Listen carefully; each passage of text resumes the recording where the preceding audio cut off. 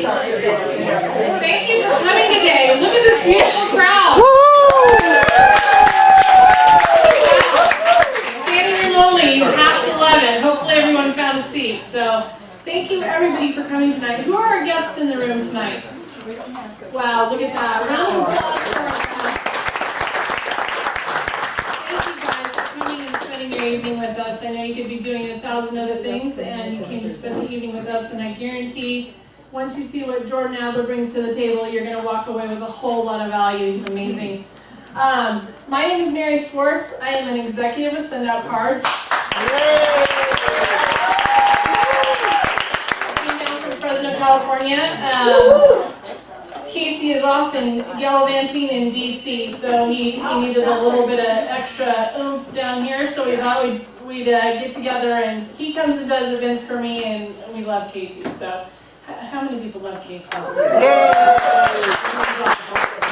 you're cuter. Today, I have the absolute honor and pleasure to introduce a mentor of mine. This gentleman, once you meet him and get to know him, you'll see he's the most genuine person. He's our top producer in Send Out Cards, top team builder, top income earner, multi-millionaire, travels the world speaking, and just came back from Singapore, I believe. Yeah.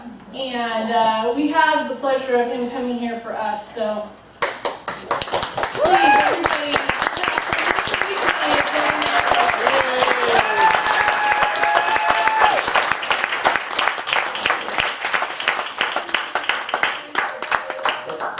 Pilot's license just the other day.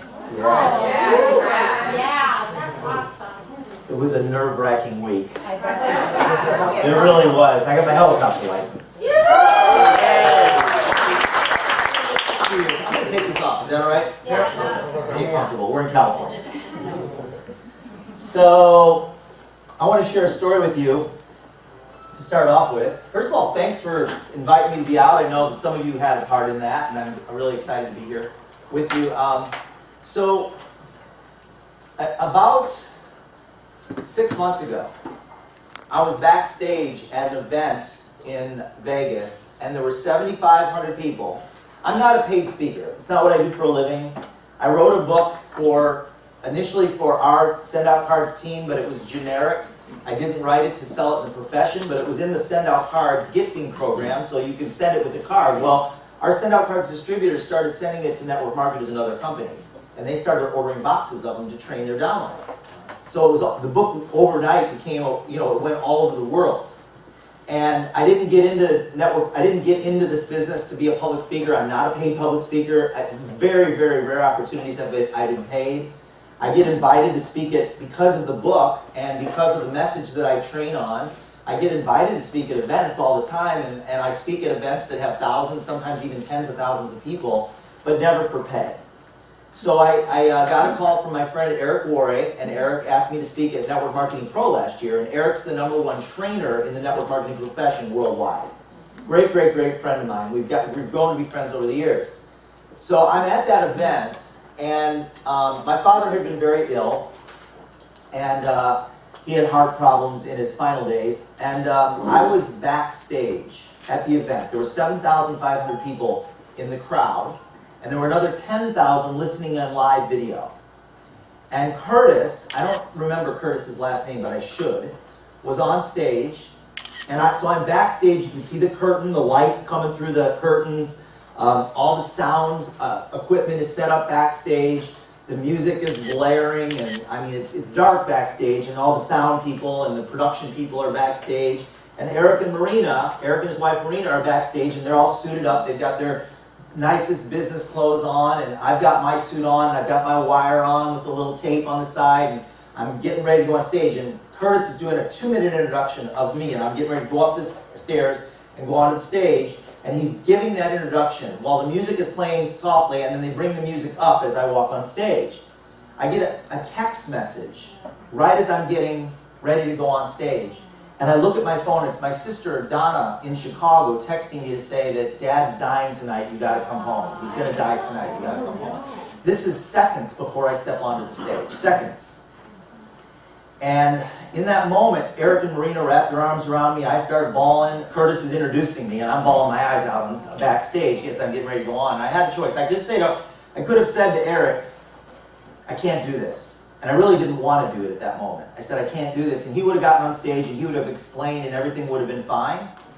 But I've been teaching for over 10 years. I've been teaching people, don't make your decisions to build your business based on how you're feeling at any given moment. Base it on your commitment, not on how you're feeling. We're human beings. Our emotions go up and they go down. That's the way we are. And anybody who's ever been successful in business knows that there's many days that you go in that you don't feel like going in. And it's no different in network marketing. The people that make it big in network marketing, they understand that emotions go up, emotions down. I knew in that moment that I thought about this as I had like 20 thoughts in like a matter of a minute and a half. One of my thoughts was, I'm not getting out tonight. And I feel like crap and I don't want to get on the stage, but you know what? I have a commitment to be on the stage. And I've been teaching it for 10 years. I've taught that message so much, and I thought to myself, I need to be out there. And I made a decision not to announce it to the audience when I went out on stage. I didn't announce it. I just did my talk as it was scheduled, and I got off stage, and I lost it, and I went to the computer and found a flight and went to Chicago the next morning. My dad was around for 2.5 more weeks. And we got an opportunity to really talk at his bedside in the hospital, in hospice. Yeah. So, I just wanted to share that message with you. And you know what? I just recently came out of I had an amazing 2-year experience learning to fly helicopter. It was like one of the best. I needed a hobby. I just felt like I needed a hobby. And I needed something that would really, really challenge me, that I felt like was way outside of my comfort zone, that would really stretch me. And it was one of those things, when you learn a little bit about my background, some of you know it, you're going to find out that a guy that comes from my background doesn't fly helicopters. You just don't fly helicopters coming from where I came from. But I chose that, and in the beginning I was like, how am I doing? Am I doing good? You with me? Okay. I chose that, flying helicopters, believing that I could do it. And there were no less than 100 times over the next 2 years that I was 100% sure that I could not fly a helicopter. Like, I was 100% sure. Based on my experience out in the helicopter, trying to do stuff that I needed to do to pass my tests. And the study. But I also know that one of the rules to having your dreams is to A, stay focused on your dream. Like, why am I doing it? I want to be able to take my friends up in the helicopter when they come to town and give them a tour of the strip, take them out to Red Rock, fly around. You know, do that kind of thing. And I knew that if I didn't follow through on my commitment, that I wasn't going to have that dream. So I had to refocus on the dream. The second thing I know is that you have to see the job through no matter what. So if I quit because I didn't feel like it, because my emotions go up and down just like yours do, then I would never have my dream. And I learned this in network marketing. I mean, most of the goals that I've written down, when I wrote them down, I did not believe they were possible. But I also know that the fourth step, and I'm going to go over this later, the fourth step is see the job through. That means don't quit until it's done. Help me. Don't quit until it's what? Done. That's the fourth step to having your dreams. Don't quit. I haven't gone giving you the first three yet. You're going to have to stick around. You're going to have to stick around to learn the first three. So don't quit until it's done. And so when I had those days, and I'm telling you, they're as real as any day you have that you're in this business, and any day that you have that you start to question whether you can do it, whether you're doubting whether it's possible for you, it's no different. It's like the day that I went out to do auto rotations, and I did probably 10 of them in one day. An auto rotation is where you roll the throttle off and basically disconnect the engine from the helicopter from the main rotor. So there's no connection between the engine and the main rotor. Basically, it's like engine off. And you have to learn how to safely bring the helicopter down without an engine. And I did probably 10 of them in one day. And I was really bad at it. Like scary bad. Like he had to keep saving us, otherwise we would crash. I had many experiences like that, where I didn't want to go back. 2 days before my check ride, Jan, you said I could do it. I did not believe you when you said I could do it. Now he's a pilot. This guy's a very, very experienced private pilot. And he told me, he gave me advice, and I questioned it for myself. 2 days before my check ride, I was screwing up the auto rotations really bad. Like I would not have passed. And we did 10 of them, and I still screwed them up. And then the next day was supposed to be really, really windy, too windy to fly, and my check ride was that afternoon. That morning, the wind was okay, and we went out, and I figured it out that morning, the morning before my check ride. I finally dialed into it, and I'd probably done 150 of them, but I finally dialed into it. But I got to tell you something, there were so many moments that I didn't want to get in the car and go down to the school. Like I was like making up illnesses, you know, and giving myself really good reasons not to, I got this little twitch in my hand, I don't know. It's like I can't, I'm afraid I might lose control of the helicopter. I got a twitch in my arm, it's weird. I have never had this before. So we're going to start off with a little exercise. And for this first exercise, I'm going to ask you to put your phones down, put your recording devices down, put your pens down. It's just going to be a memory exercise. Not even a memory exercise, kind of a cognitive exercise. But what we're going to do is we're going to come up with a new numbering system. And so as we do this, I'm going to tell you that in order for you to learn this system, you only need, this is going to be really interesting for you, you only need about 3 seconds to learn this system. But I'm going to give you a full minute. Now if you know the exercise, just play along. Some of you may know it, a few of you may. How many of you know the exercise? Raise your hand. Okay, about 3 of you. So just play along. The rest of you, you're going to learn the system, and you have, how long do you have to learn it? 1 minute. And how long do you need? 3 seconds. 3 seconds. But I'm going to give you a full minute. All right? And after we're done, we're going to talk about it. So, and I want you guys to really focus. Now, I'm going to give you my best motivational speech as you're learning it. So I'm going to coach you while you're learning it over the next minute, okay? And I'm going to motivate you. Ready? Maria, have you seen this? Okay, ready? Here we go. Learn the system. No pens, no photographs. You have exactly a minute. I'm going to time you.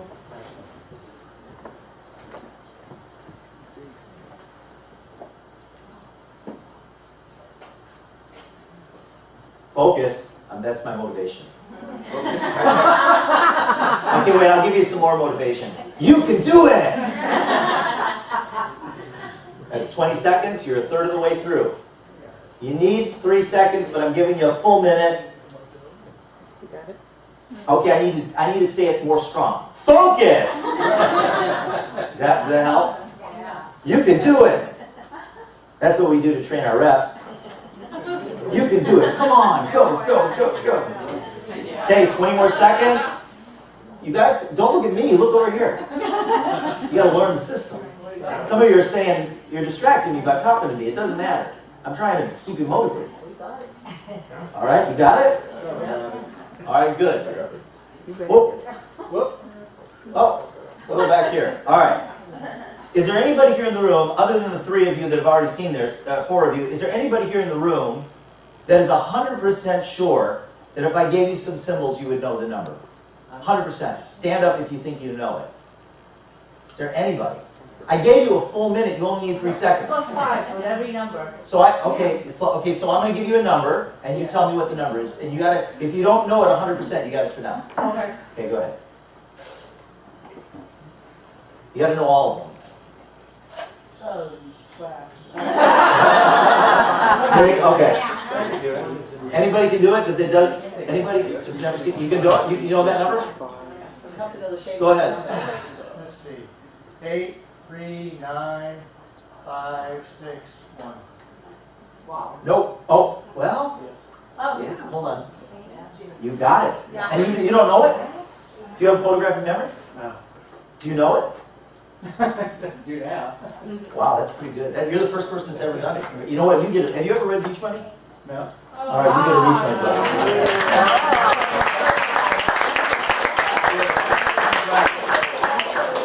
All right, now, let me show you something here. I should have been more adamant, I should have said this more, right? If I had said this more, would you guys have done better over that minute? No. Didn't know what we were doing. How long did it take you to learn it? Oh, wow. 1, 2, 3, 4, 5, 6, 7, 8, 9, 10. How many of you can do it now? Raise your hand. How many of you can do it now? Raise your hand. Look at that. You all get it? 3 seconds. Got it. 1, 3. Did you use this or did you do it another way in your mind? Use that. Had you seen this before? Yeah. Oh, you've seen it before.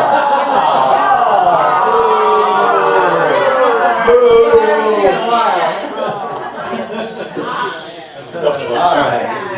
No, he's keeping the book. All right, so I want you to think about something for a minute. Why is it that some people get into network marketing? Somebody joins a network marketing company. 10 years it takes them to figure it out. They finally figure it out.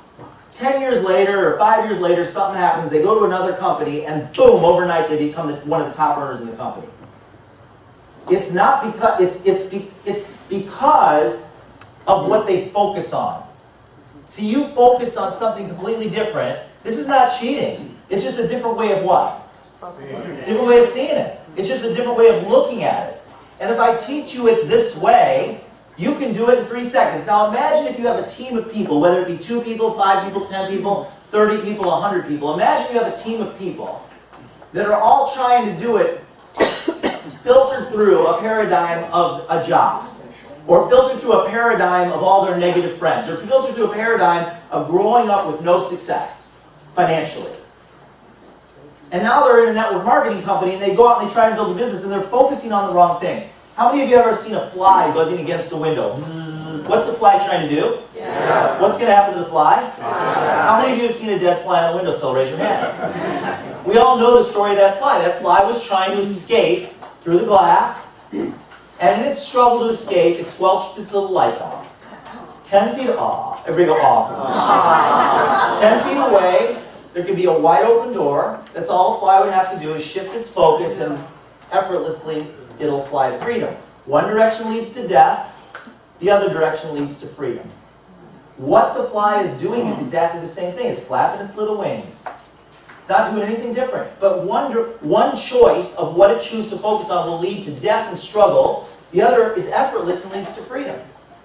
So it's what the fly focuses on that makes the difference. Same thing here.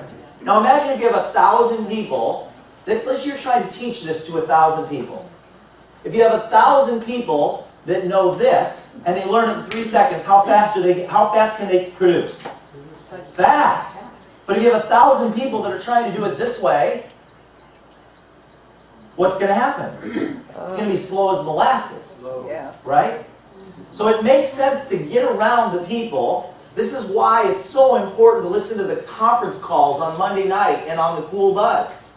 If you don't have it, I'm going to go over it later, but it's www.thecoolbuzz.com because it'll help you to get focused on the right things that will allow you to have the success you're looking for, and whatever you're doing. So, and I'm not here to sell you anything. Do you guys understand? I'm going to share, I got to tell you guys this. This is going to make you feel really good. I hope, maybe most of you, not all of you. So I'm not going to tell you the thing that led to this, but I'm going to tell you that yesterday, I got a personal phone call from someone in the United Kingdom that said Richard Branson is going to be in Las Vegas. This was yesterday. Richard Branson is going to be in Las Vegas tomorrow night, and he would like to meet you and have a picture with you. Wow. Now, I've never met Richard Branson, but I had a chance, in fact, 6:45. In fact, in 5 minutes from now, I had a chance to meet Richard Branson and get a picture with him. Wow. But instead, I chose to be here with you. Now, that's true. Now I'm going to tell you, because I was committed to being here, and I'm going to have other opportunities, but I'm going to tell you what led to that. Some of you know, a few of you know, but I'm going to tell you what led to that meeting. So, but going back, being around people that have figured that out. So, and I'm not here to promote this other than to say, in 2 weeks, the ANMP, which is the Association of Network Marketing Professionals, is doing an event. Cody's speaking at it, the founder of Send Out Cards. I'm one of the speakers. There will be 50 people on the stage that are all $100,000 a month earners or greater. Some of them as much as $1 million a month. Whoa. They're going to be speaking on the stage, and it's a non-profit, so it's being subsidized by sponsors. So the cost of the ticket is like $99, and nothing is being sold there. So it's like you can go, and it's going to be over a period, I think it's the 14th through the 17th. So I mean, if you want to learn what to focus on, that would be a great opportunity. It's the ANMP event, www.anmp.com, or anmp2015.com. Association of Network Marketing Professionals. And I'm not here to sell you anything, I don't get any commission on that. We're a nonprofit organization, it's for the network marketing profession, but 50 speakers on the stage that are all $100,000 a month earners or beyond are going to be in Dallas. So if you're so inclined, I know it's last minute, but I wanted to throw that out there. So what I'm going to do over the next hour and a half to hour 45 minutes is I'm going to share some things with you that I've learned in my journey that have helped me build a successful network marketing business. Some of it I'm going to go through real fast, some of it's not so fast. The first thing I want to talk to you about is this can be applied to any business. I know there's a lot of guests in the room. Half the room here is guests. Some of you have, raise your hand if you have a traditional business that's not network marketing. Raise your hand. Okay, about 12 or 15 of you. Great. So what I'm going to go over is something that this is going to be very, very applicable to whatever you do, whether it's network marketing or not. And I'm going to talk about compressing time frames, having a breakthrough, and increasing your value in the marketplace. Very quickly, we're going to go through this part of the training. And then I'm going to get into some things that are more specific to network marketing and making money. But this will be real applicable to everybody that's in the room. And remember, go back to the exercise we just did. I showed you in a matter of seconds how you can compress time frames as it relates to learning the new numbering system, and you all saw that.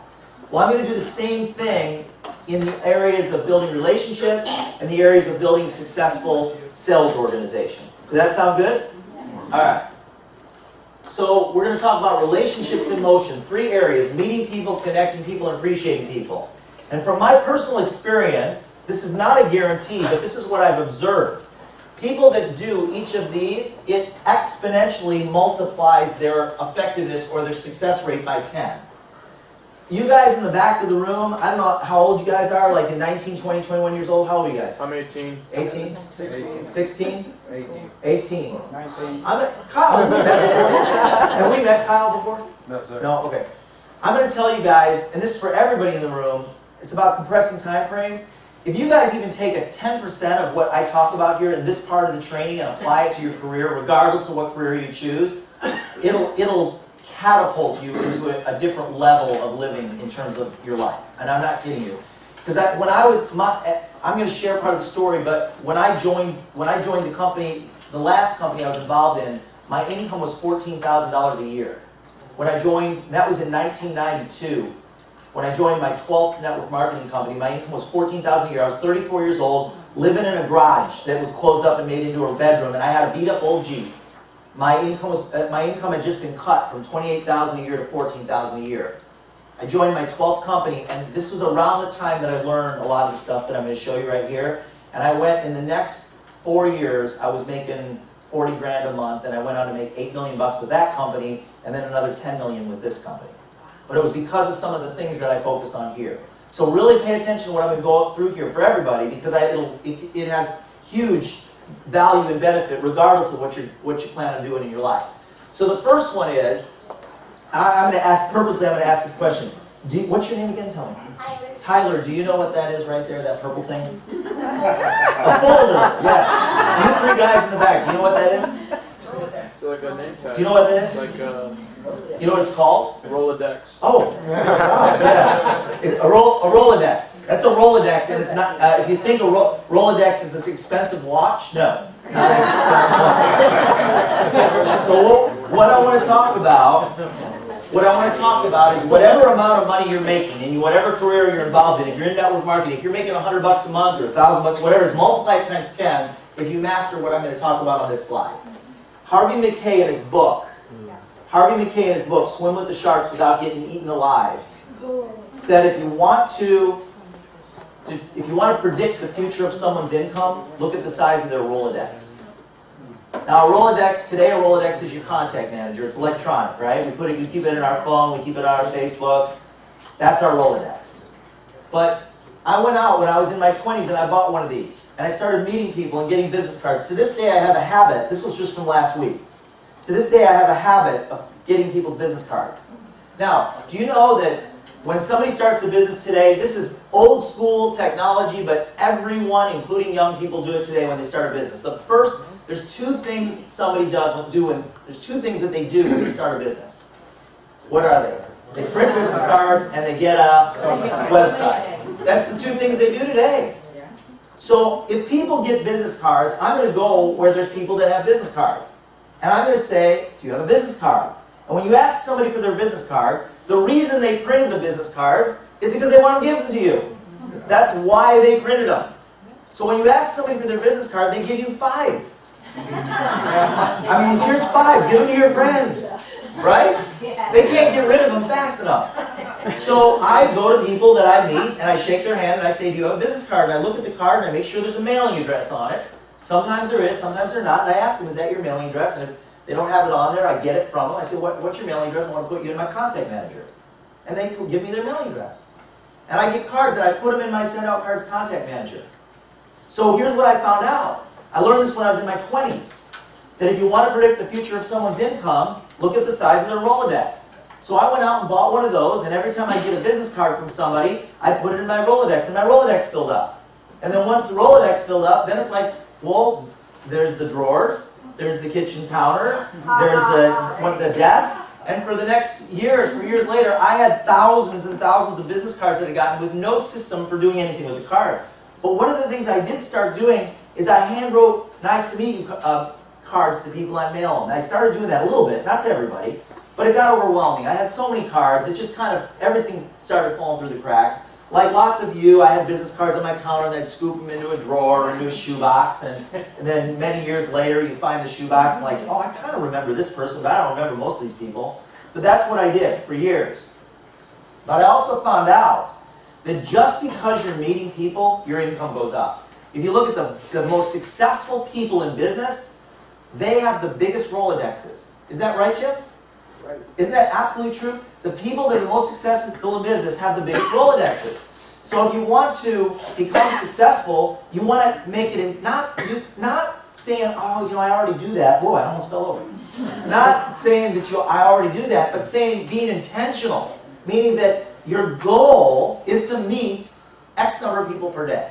Like your goal is to make sure that you get in the habit of meeting X number of people per day. And if possible, getting their business card or their contact information. However you do that. Maybe it's just getting their email address and then saying, hey, nice to meet you. And then later on saying, hey, what's your mailing address? When's your birthday? I send birthday cards. But meeting people is a key component in catapulting your income. Now let's take the second part. The second one is connecting people. This is one of the most powerful things you can do. So I'm going to give you some examples that did not exist for me 15 years ago. I could not have pulled off what I pull off today. I started with the guy that had moderate success that no one knew, and I introduced that person to someone else that had moderate success that no one knew. What I found out is when you put two people together, when they connect, ultimately, many times that turns into some things that makes you look really great. So let's put this into perspective. So, and this is not a trick question. These are not trick questions. We're going to put 2 dots on a piece of paper. 2 dots. Not a trick question. How many connections are there between those 2 dots? 1 connection. Now let's put a 3rd dot. 1, 2, 3. So we added 1, we went from 2 dots to 3 dots. We just added 1 more dot. How many connections? 3. 2, 3. Who said 4? Where's the 4th? Where's the 5th? 1, 2, 3. 1, 2, 3. Triangle. 3. Just 3. There's no 5. No. Maybe if you're cross-eyed, it might be 5. No, there's 3. Right. So 1, 2, 3. So you went from 2 dots, 1 connection, to 3 dots, 3 connections. So by adding 1 more dot, you added 2 more connections. just with one more dot. Hi, Carol.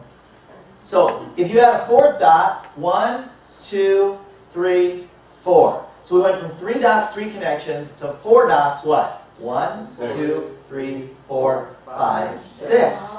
3 dots, 3 connections, to 4 dots, 6 connections. Now let's add a fifth one. This is where it gets interesting. I'm gonna help you. There's 5 dots. I'm just gonna help you. There's 10 connections. So we went from 4 dots, 6 connections, to 1 more dot, 10 connections. So every time you add a dot, it exponentially increases the number of possible connections between those dots. Are you with me? Yes. Okay. So the reason why the biggest opportunities go to people that have large Rolodexes or large contact bases is because when they start connecting people together, every time they do that, it exponentially increases the possibilities of great things to happen, miracles to happen within that group. So I'm going to share a story with you. And I'm telling you this from the perspective of somebody that's been doing this for many, many years. So what I'm showing you today could not have happened for me 15 years ago. It happened on a different scale.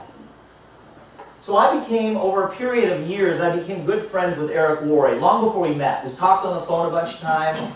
He knew who I was, I knew who he was. He wasn't the Eric Worre he is today. Eric did not have a network of 500,000 people. He wasn't the #1 trainer in network marketing in the world. He was a network marketer that had had success on and off over the years. Big success, but on and off over the years. But we connected. Eric was struggling, to some extent he was struggling financially when I met him, years ago. But we became friends.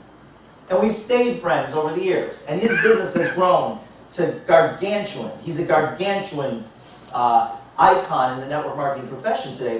How many of you know who he is? Raise your hand. Okay, good. So Eric, now if you can go to any network marketing company, any network marketing meeting in the world, and just like in here, 90% of the people will raise their hand. That's how big he is. All right. So I'm back in his backyard in Las Vegas with his wife Marina. We're sitting down and we're just visiting around a fire in his backyard in the Vegas area in the winter. And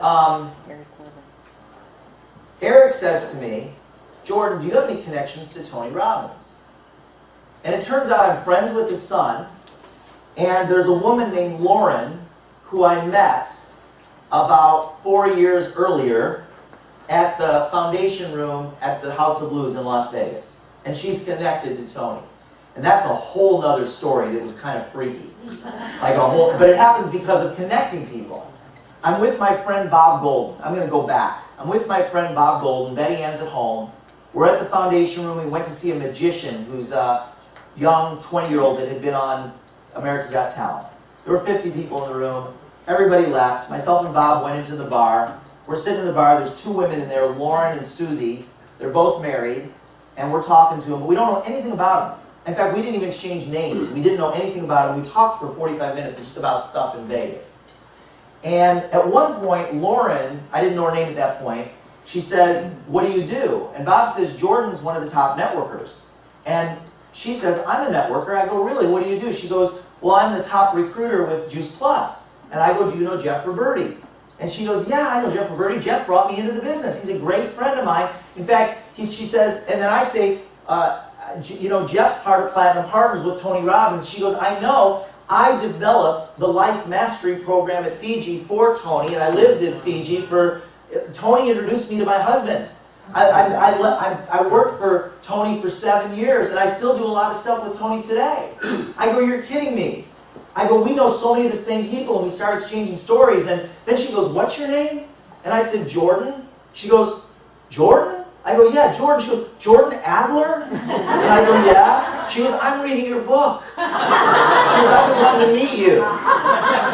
So we become friends. This is all because of connections. Connections, right? Think about it. All the people I knew, all the people she knew. Exponential opportunities, right? Are you hearing this here? Yeah. She knows all these people, I know all these people, there's all these connections. We all know this. We know Dolph. I could name 50 people we both know. We're connected because we're connecting people. That's what we do. So now I'm back in years later, 3 years later, I'm at Eric Worre's backyard. And Eric says to me, "Do you have any connections to Tony Robbins?" And I go, "I have a really good friend named Lauren. Let me call her." So I call Lauren. I say, "Hey, Lauren." She picks up the phone. I go, "Hey, Lauren, She says to me, when she picks up the phone, she goes, Jordan, you're never going to believe this. I'm like, what? She goes, I'm listening to Eric Worre's I didn't tell her why I was calling. I just said, hello, Lauren. She goes, I'm listening to Eric Worre's program right now, and I'm on the CD where you're talking. He's talking about you on the CD. And I go, Lauren, I want to introduce you to somebody. And I put her on speaker. I go, Lauren, I'd like you to meet Eric Worre. And she like passes out. Freaking out. So you ready for this?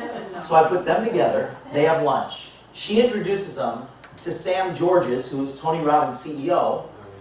They become friends. They go golfing together. And then Sam gets Tony Robbins to speak at Eric's event this year.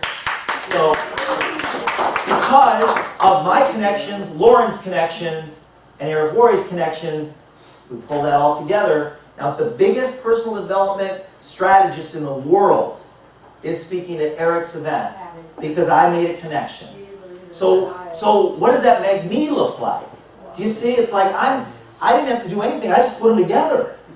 So I've learned that when you put two great people together, mediocrely great people, you put them together and magic happens. Not always, but a lot of times that's how the biggest businesses, is that true, Michael? It's how the biggest businesses are built. It's how the biggest businesses are built. The reason companies like Apple even exist today is because somebody introduced somebody else to each other. That's how they exist. That's how they created.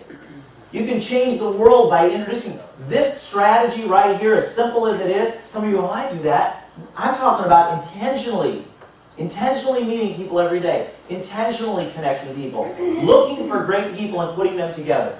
That's how big business is created. Are you guys getting excited? No, it's just really warm. What's that? Oh, it's warm. Especially, it's hot up here. I can only imagine. It's got to be blowing back there. Yeah, the air is blowing, but it's not doing much. So if you're making $1,000 a month, you can multiply that times 10 just by doing this for a few years. This guy right here, Ivan Meisner. One of those things connecting as a result of a 23-year-old. So I'm at a trade show. And this guy comes up to me, Gary. He's a good friend of mine. He's a construction guy all his life, much older than I am. And he comes over to me. He goes, Jordan, there's somebody I want you to meet. I just signed up in send-out cards. I was new in send-out cards. Brings me over to this guy named Nate. Who would have known that because of Gary introduced me to Nate, Nate would become my best friend in the world. Like, he's one of my very, very, very best friends. In fact, I went on Nate and Kelly's honeymoon with them. That's how close I am. I'm not kidding you. In Hawaii. I know it's weird. We didn't stay in the same room. So, anyway, so he introduced me to Nate, and we get to know each other, and I find out he's involved with BNI. And I learn about BNI a little bit through him. I join a chapter, find out he's the son of the CEO of BNI. He's 23 years old, son of the CEO of BNI. Ivan Meisner, the founder of BNI, is his dad's partner. So I start promoting BNI like crazy and connecting people, going to meetings, and I start on my calls on Monday night, I'm telling everybody, you got to find a BNI chapter. It's the best thing for send-out cards that you can do. Find a BNI chapter, join it, become part of the chapter, get to know the members, and it'll do more for your business than anything else. And over the course of a year, starting with just 5 people, over the course of a year, we had, I think it was 250 of my team members in send-out cards were in BNI chapters. At that time, my send-out cards business was very small. But I kept promoting it. The business got bigger and bigger and bigger, and I kept promoting it, and people found chapters. And that one relationship, now there's over 6,000 chapters in the United States, and we're today at about 800 of them. 800, and just from my connections with BNI, my income in send-out cards, just from that connection is about $25,000 a month. And we're only in about 800 chapters out of 6,000 in the United States. Huge opportunity. Huge, massive. A send-out cards person in your group goes to a BNI meeting and they join that chapter. It's a group of people that every week want to hear what you have to say. They want to give you referrals. It's been the biggest thing for me. So, and I'm a member of a chapter today. So because we connected so many reps with BNI, word got back to headquarters that send-out cards in 30 years were the #1 organization to put members into V&I. In 30 years of their company. So Ivan Meisner wants to know, he wants to meet the guy. So he asked Nate, he said, can I meet this guy, Jordan Adler, and the founder of the company, Cody Bateman? And so I put them together, I connect them. And Matt, he ends up speaking at our convention, and his organization has changed our organization. And you know what? Our organization has changed their organization. Another connection. Now I'm going to tell you right now, he's not a send-out cards distributor. But he's written about us in 4 or 5 of his books. He talks about it, and they're all New York Times bestsellers. He talks about it on his, anytime he's being interviewed on the radio. So he's done a lot for us, a ton for us. But again, it's like, how many of those guys do you need to build a big business? I would rather have one of these kind of people, or like a Mary. I'd rather have one than 100 dabblers. But you don't know who that one is. We're going to get into that. Bob and Betty Ann Golden. I knew them when they were in Vegas, and they didn't really have very many connections in Vegas. So they meet Seth, the magician that I went to see at the Foundation Room. Seth introduces them to Murray, who's a performer, a magician at the Tropicana. Murray introduces them to Paul Shortino, who is a retired rock star from the Quiet Riot. Paul Shortino invites them backstage at the Legends of the Rock Vault at the Hilton Hotel, and they meet all these retired rock stars, and then they start getting invited to parties. Next thing you know, they are the most connected couple in all of Las Vegas. And the way they've become known is they've become known as the connector. They're like incredible. So if you just do that, if you just connect people, it will exponentially increase your value in the marketplace. People will come to you. It's rare that I have to go out and get distributors. Today, people come to me and want to be my distributors because I've been connecting people for so long. And they know what I do through the connections. So that's what you can, and anyone can do it. You start where you are. I started where I was. And right after this, I'm going to tell you the story, like a little bit of the story. The last one is the one that all of you are good at, and that's appreciating people. And I don't really need to get into a lot about that because we all know that Send Out Cards is the appreciation company. We're the relationship marketing company. And appreciation will, and really focusing on others and making sure, a lot of you are saying, well, I already do that. Well, let's find out if you really do. So I'm going to talk about how to take a nickel business card. See, one of these is probably worth, it's not worth a nickel, but it's probably cost about a nickel. Maybe a little less, depending on where you order your cards. Paper and ink, you know, and they mail it to you, and you send them some money, you put it on your credit card, they mail you your business cards. I don't know what the actual value of a business card is in terms of cost, but let's just say a nickel. And I'm going to show you how, and I put a $100 bill up here because we don't have a $1,000 bill. But really that's $1,000 or more. Every time I get a business card from somebody, it's like them handing me $1,000. Whether they do business, whether I ever see them again.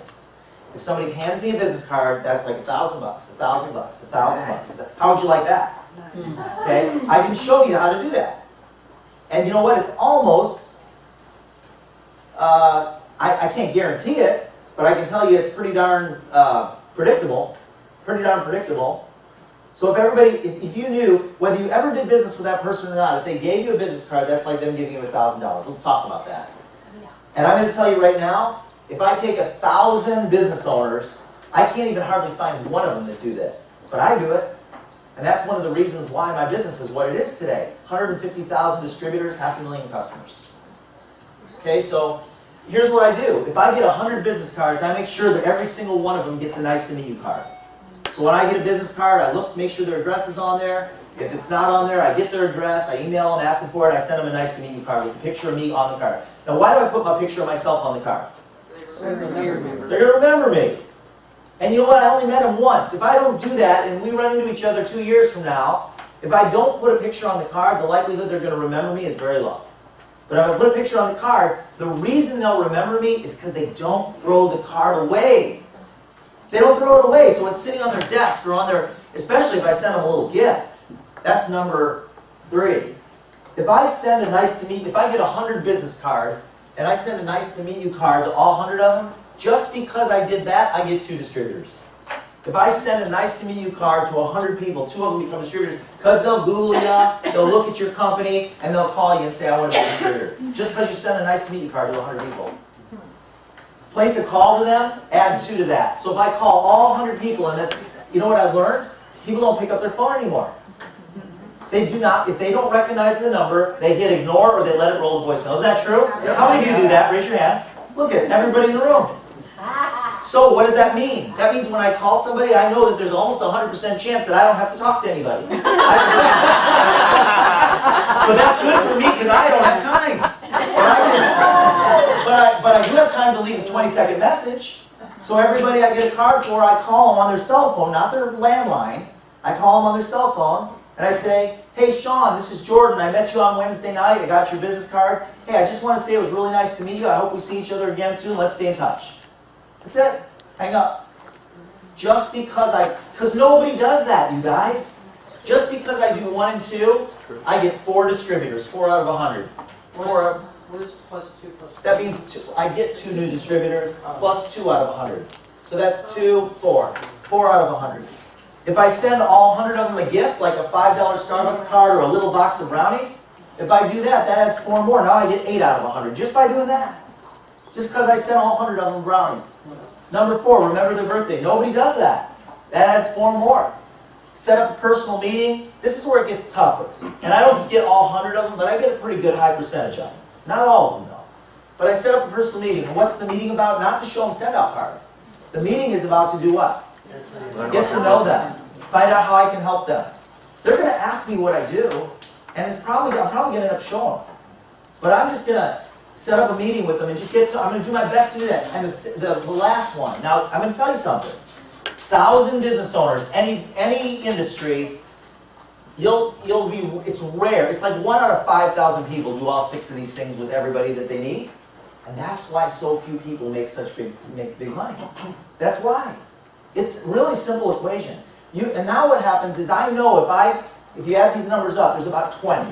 5, 3, 4, 4, 2, and 2 is 20. If I sponsor 20 people personally, I know that a third of them are going to do nothing, a third of them are going to do a little, a third of them are going to do a little more than a little, and 1, generally, not always, but 1 out of 20 will build a group of thousands. 1 out of 20 will be a Bob and Betty Ann Golden and have 12,000 people in a group. 1 out of 20 will be a Todd Falcone and have 16,000 in his group. 1 out of 20 will be a Jim Packard and have 16,000 in his group. I just know that by the numbers. It's not 100%, but it's close. And when I add all the money that I make as a result of those 100 cards, and I divide it by 100, it's about $1,000 per business card. Did you follow me? Yeah. So anytime somebody gives me a business card, I go, thank you. And I don't say thanks for the $1,000. I don't say that. But I have thought, it's like it doesn't matter whether you do business with me. I'm gonna do all 6 of these things. You can count on it. I want some brownies. Yeah. You wrote your address on it. All right. That's what this stack of cards is, because they've been sitting on my couch for 2 weeks and I haven't got to them yet, but I will. Thank you. All right, so what are the 3 areas? What are the 3 areas that can exponentially increase your income? What's the first one? Meeting people intentionally, meeting people intentionally every day. What's the second one? Connecting people, looking for opportunities to connect. What kind of people? Influential. Great people. Connect great people together. Look for opportunities to connect great people. It will exponentially increase your number of opportunities. What's the third area? Appreciating people. Meeting people, connecting people, and appreciating people. Is this valuable? Yes. Okay. Let's keep going. I want to talk about your journey in building the business. And these are the 7 areas that I'm going to go through. The first is your dreams. The second is your list. And I'm not going to take a lot of time on each of these, but I'm going to give you the best that I've got on each one of these. The first one, your dreams.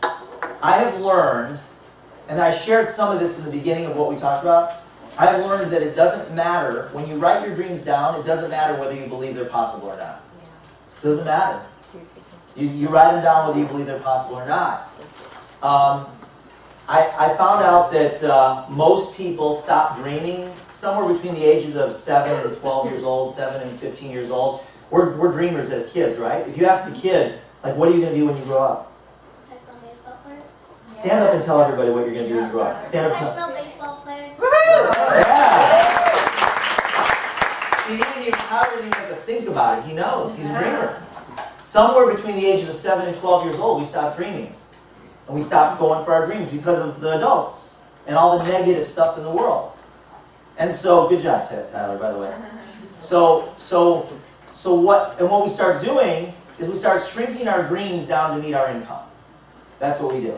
We give up on our dreams, we start believing, and we start telling ourselves so much negative stuff that we start believing that our dreams aren't even possible. And so, one of the things, I read a book called The Magic of Thinking Big by David Schwartz. How many of you read that book? Phenomenal book. Man, talk about life-changing. It's simple. Really simple book, but it changed my life. And he really gave me permission to dream again. And that's my brand, Beach Money. Beach Money is about learning to dream again. It's about expanding your dreams. It's about lifestyle. It's about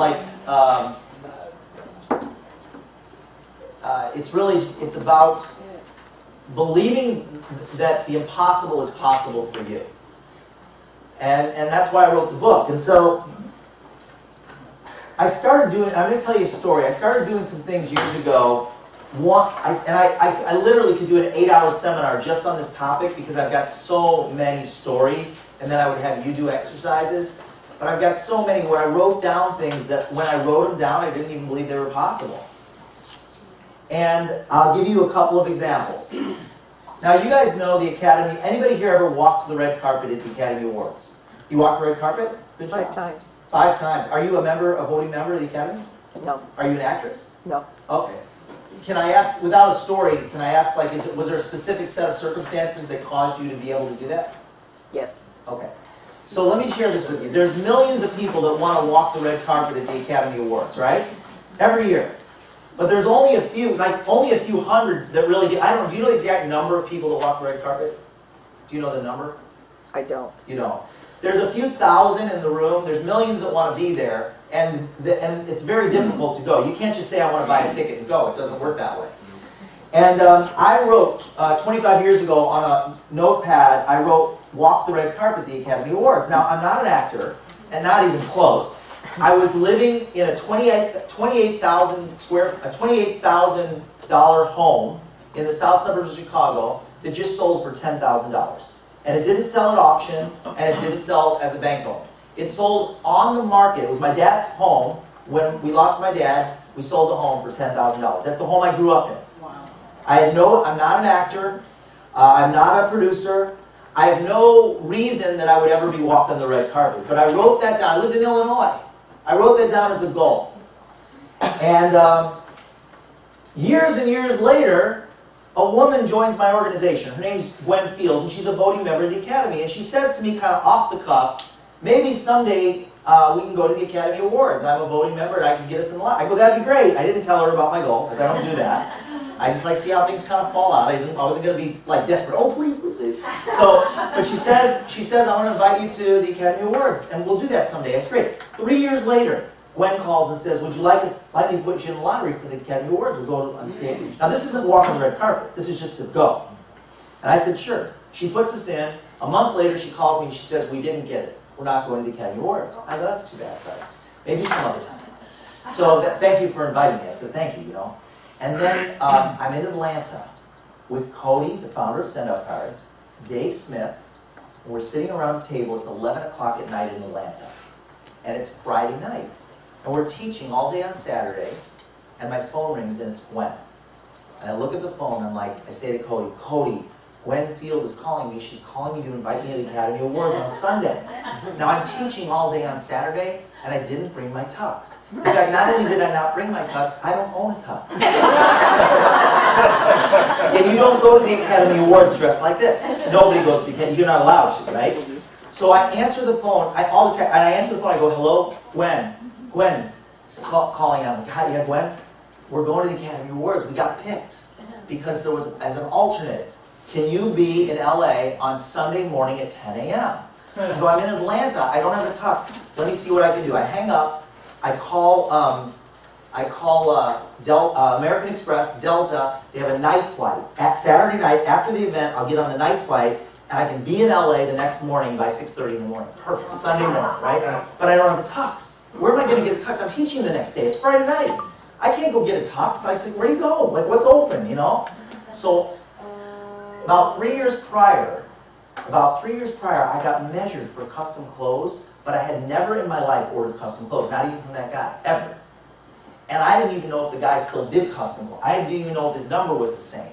But I found him, his name's Alex. I called him, I think it was like 9 o'clock in Vegas by that time. I called Alex and I say, Alex, this is Jordan. You measured me 3 years ago and I need something from you. I'm going to test you right now. I need you. Like I really, really, really need you. I said, I'll pay whatever. I need a tux in LA that fits me on Sunday morning with shoes and a tie and all this. And he goes, I'll see what I can do. He gets with his son. They make me a tux all night long. His son drives the tux to LA, gets it in the hotel room at the Georgian on Pacific, right across from the pier, has it in my hotel room at the Georgian. I made the hotel reservation and all that. At 10 o'clock, a limo picks me up. Now watch this. I get taken to a home, Robbie Williams' home. Now I'll be surprised if anyone here knows who, not Robin Williams, who knows who Robbie Williams is? Is he a musician? Yes. Who knows who he is? Raise your hand. Who's Robbie Williams? He's a singer from England. From England. He is the biggest pop star in the history of Europe. He's bigger than the Beatles, bigger than the Rolling Stones. This guy booked 50,000 people at 8 concerts in 15 minutes. That's how big he is. But no one in the U.S. knows who he is. He's got a home next to Paris Hilton. So they pick me up in the limo, they take me to this home next to Paris Hilton's home, not that that is any big deal, and I'm in the living room, I have no idea who this guy is, and I'm with Robbie Williams. I don't even know his face. I mean, he's obviously somebody, right? But I have no idea who he is. So Gwen's daughter is married to him. They got 2 kids together. So I'm there. So then they take us to the Academy Awards. Now, I got to walk the red carpet at the Academy Awards. Because we were an alternate. We weren't picked in the lottery. We were an alternate. I was walking with and so that goal came to be. But I wrote it down even when I didn't believe it was possible. And over time, I don't know how it happens, but if you're bold enough to write it down and focus on it. So I'm going to share one more a quick one with you, a real quick one.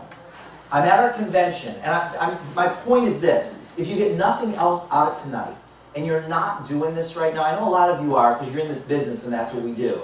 But if you're not, write down 3 things that you don't believe are possible for you, that you want in your life, for yourself and for your family, whatever it is. Write them down and just focus on them for a while. You don't even need to do it all the time. Just periodically look at. I have a journal that I carry with me that has goals and dreams listed in it, and I keep adding to them. Because I love it. It's so fun to write things down that I don't believe are possible, like learning to fly a helicopter and giving tour, being able to fly out into the desert and land on a pinnacle in a beautiful, sunny, 70-degree afternoon, and have a picnic. I got my license 2 days ago. I can do that now. I can take my friends. So the third one, real quick, or second one, real quick. I'm at our convention this past May or whatever, a year ago, and a woman, I'm at the Starbucks at 6 a.m., they're not even open yet, this woman comes down, and she goes, "Are you Jordan?" And I said, "Yes." She's, "I'm Carolyn from New Zealand," and she had a New Zealand accent. And she says, and I asked her, I said, "What do you do? Other than send out cards, what do you do?" And she goes, "I'm a travel agent." I go, "Really? Travel agent?" I go, now I know the travel business, and I know travel agents are hurting right now. Like, they're not making money. The internet's kind of wiped out the travel agency community. So I just assumed she wasn't doing well, and I said, "So you're a travel agent?" I said, "How are you doing?" She goes, "Oh my God, I just had my best year ever." I go, "What? 21 years? She's had my best year ever. That's amazing. What do you do?" She goes, "I book space." And I go, "Space? Like," she's saying space on hotel room space, cruise ships. No. I book space. And she points up in the sky. I sold a handful of tickets on Virgin Galactic, Richard Branson's new civilian space program, $250,000 a ticket. And I go, "Wow." And then I remembered, I didn't say anything to her, but I'm like, oh my God, 10 years ago, I wrote down a goal. When I was 47 years old, I wrote down a goal on this sheet of paper. I remember it. Space traveler, and I remember writing it, I remember thinking to myself, this will never happen. I'm 47 years old, I wrote space traveler. Virgin Galactic wasn't even around back then. And I went home and I started pulling out old journals and I started going through pages and looking for it. And sure enough, number 8 on one of the lists, it says space traveler. And then about 2 weeks later, I get a phone call from, an email from Carolyn, and she says, Virgin Galactic is going to be in Las Vegas. Do you want to meet with them? And I go, yeah. So they meet Rose Kingscote, we sit down. She sits next to Richard Branson in London. And she shows me the brochures, and she showed me all the pictures and saying, you're going to go 2,400 miles an hour, 3 times the speed of sound. You're going to get to see the curve of the Earth. You'll be able to see the stars, and you'll experience weightlessness in space. You'll go in about 3 years. Richard Branson's going up in about a year. In the first one, they're building them in the Mojave Desert right now at the Space Center. You get to visit the Space Center. You get to know Richard Branson. Like, wow. Just the network of people, the other astronauts. I'll be able to call myself an astronaut. I'll be the first. I'll be one of the first 1,000 people in the history of the world to be in space.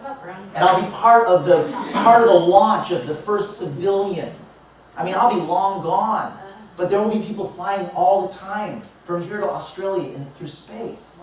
I get to be part of the pioneering of that if I do this. So on March 9th, on my birthday, I wired $250,000 to Richard Branson, to Virgin Galactic, and I filled out all the paperwork, and I am now officially a future astronaut to go on.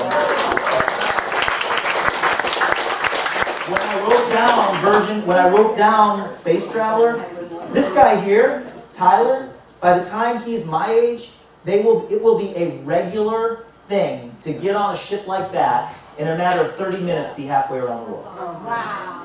By the time he's my age. And it's because of this program. So it kind of gets me a little crazy, gets me a little riled up. But I'm going to challenge you right now to write down things that you don't believe are possible and focus on it. It doesn't matter if you know how you're going to get there. You know what? Whether you call it God or the universe or whatever ties you to your source, everything will work in your favor when you let go of the doubts and just write it down and choose to believe it's possible. Just write it down and choose to believe it's possible. So that's dreams. Let's talk about your list. Now this gets me really excited because it's a paradigm shift in our profession. Because in the past, when we get in old school, you get people together, you have them pull out a notepad and say, who do you know that's a hairstylist? Who do you know that does nails? Who do you know that is a clothier? Who do you know that does construction? Who do you know that hates their job? Who do you know that's bald? Who do you know that wears glasses? Who do you know that works in sales? And we make a list. We don't have to do that anymore.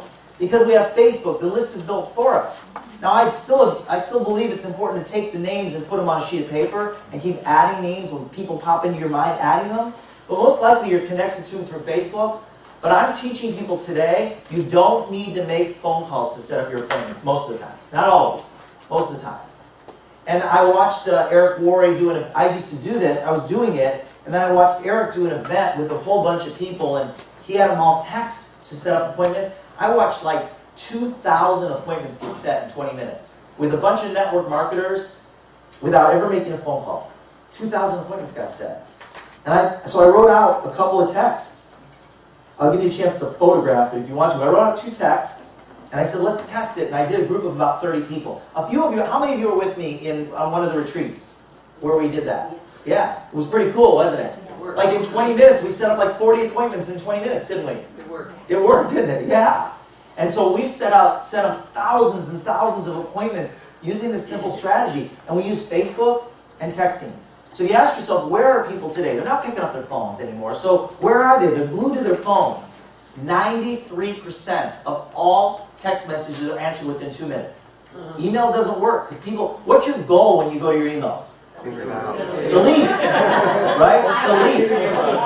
Yeah. So the texting and inbox strategy is so powerful.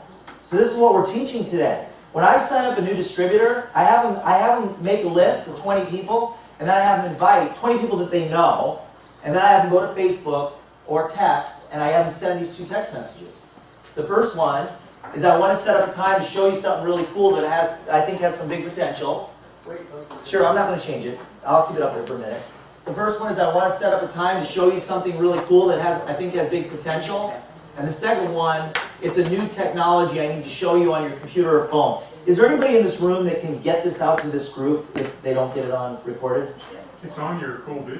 The Cool Buzz? Cool Buzz. Oh yeah, if you go to www.thecoolbuzz.com, there's a conference call, it's 25 minutes long, and it's also in printed format. It's also a summary, written summary, and it's called Inbox and Texting Messaging Strategy.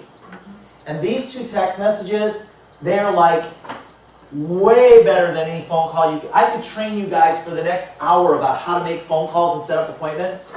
And this right here, you'll get 3 times the results. And most of you will do this. Phone calling, the #1 reason why your distributors don't build the business is because they're afraid of picking up the phone. This overcomes that fear in a second.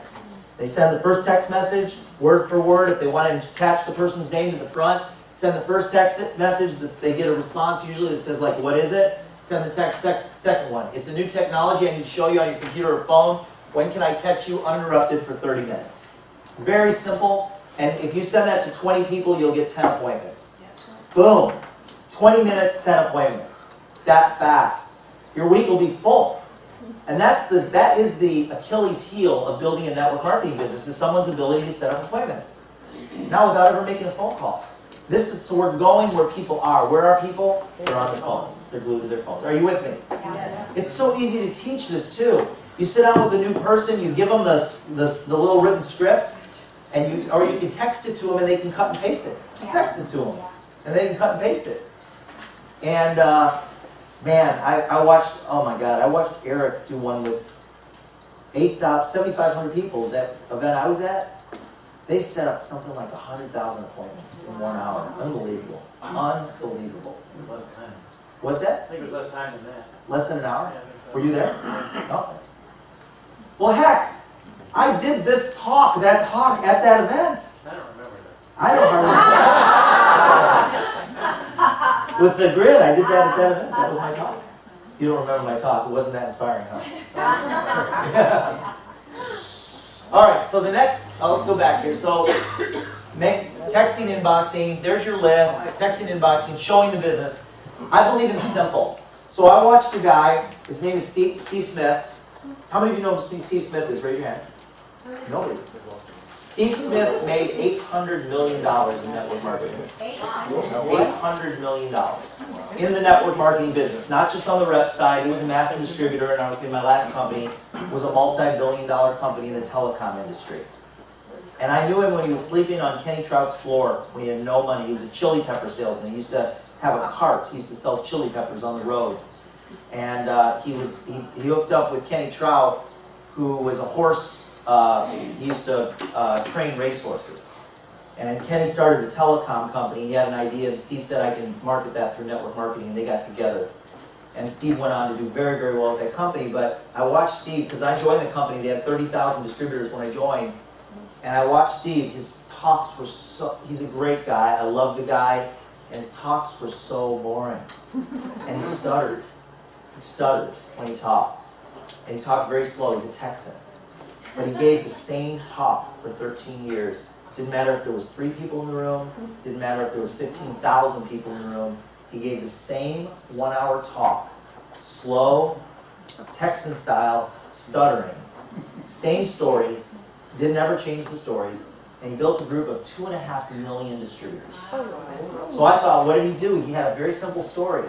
Simple message, very simple. And so I decided, after learning from him, and I made a lot of money in that company, I decided that whatever my message is going to be, it's going to be extremely simple. Because people remember simple and they share simple.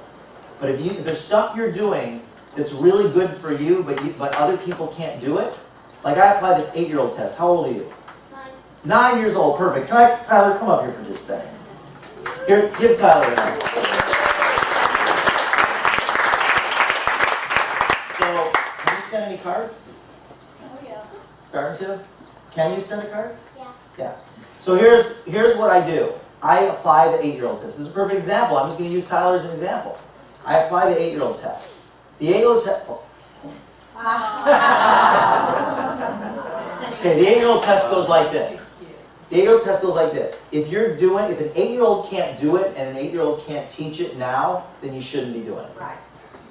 If your 8-year-old can't do it, and an 8-year-old can't teach it now, then you shouldn't be doing it. And so I asked myself, could Tyler do this? If the answer is no, then I'm not doing it. If the answer is yes, then I'm doing it. Thank you, Tyler.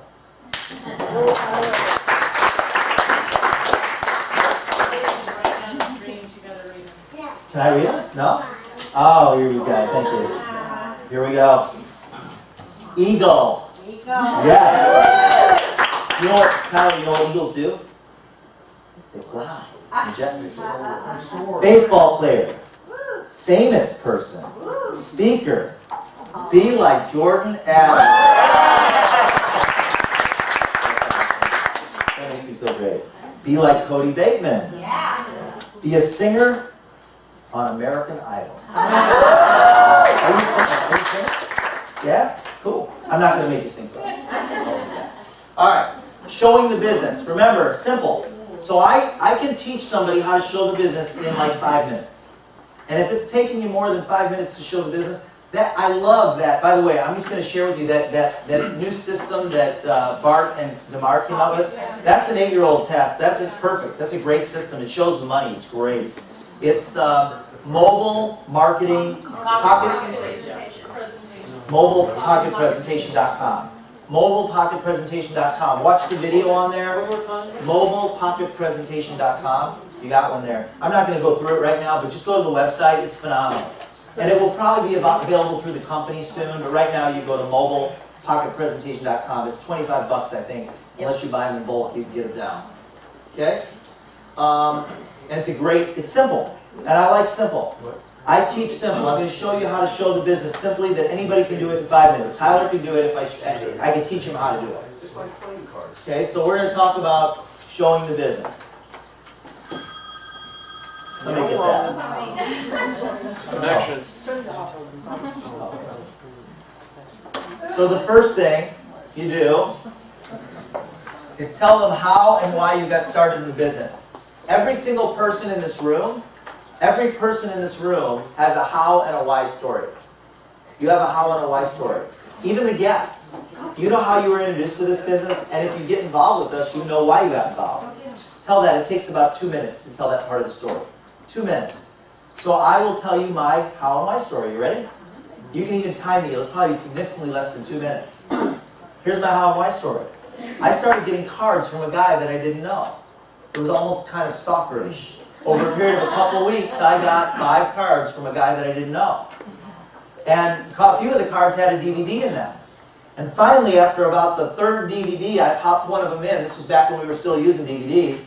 I popped one in, I watched it, and I thought, this is a service that I need. And I emailed him, and he called me. And we got on the phone together, and he walked me through sending a card to my mother. As soon as I hit the send button, it's like, no-brainer. Let's do this. I told him, I said, I'm not going to build it as a business, but I will be a distributor. Because over the next year or so, I know I'm going to run into at least a few other people that want to do this.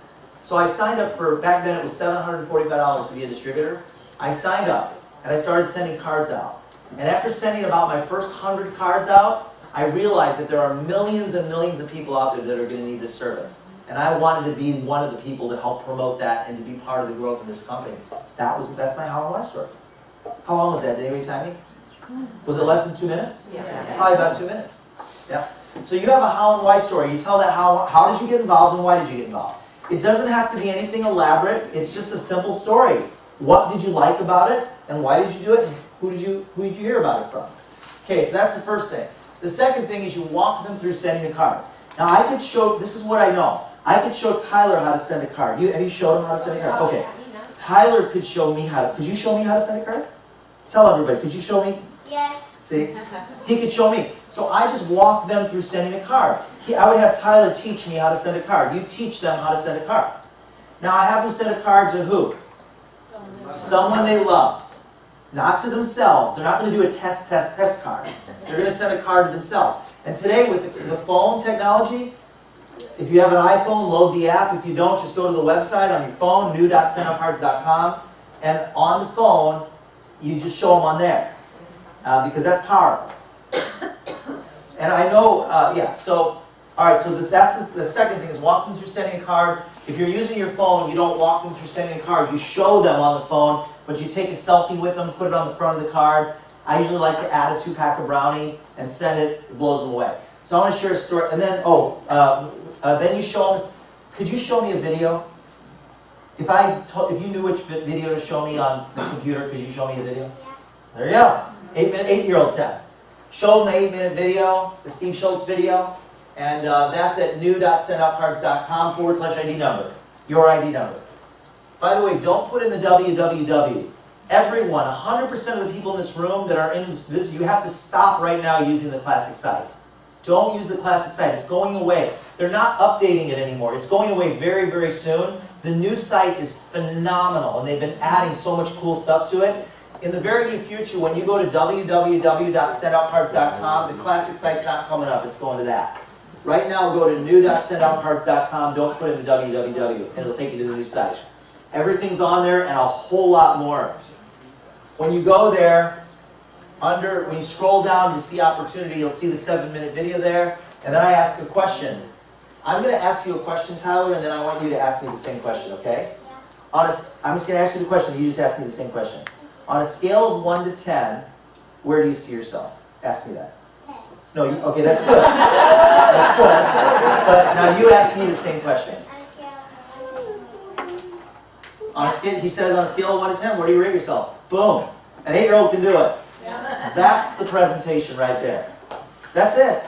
Pretty simple, right? Yeah. And so that's what I'm doing, and that's what I'm teaching. Or I'm doing it on the phone, doing a selfie. Maria just signed up with me today, and what was your first exposure to send-out cards? What did we do?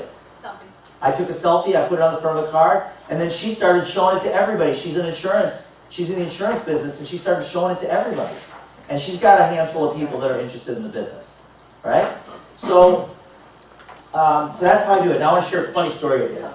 So I'm at a restaurant called Life in Las Vegas. It's a casual lunch place, really, primarily.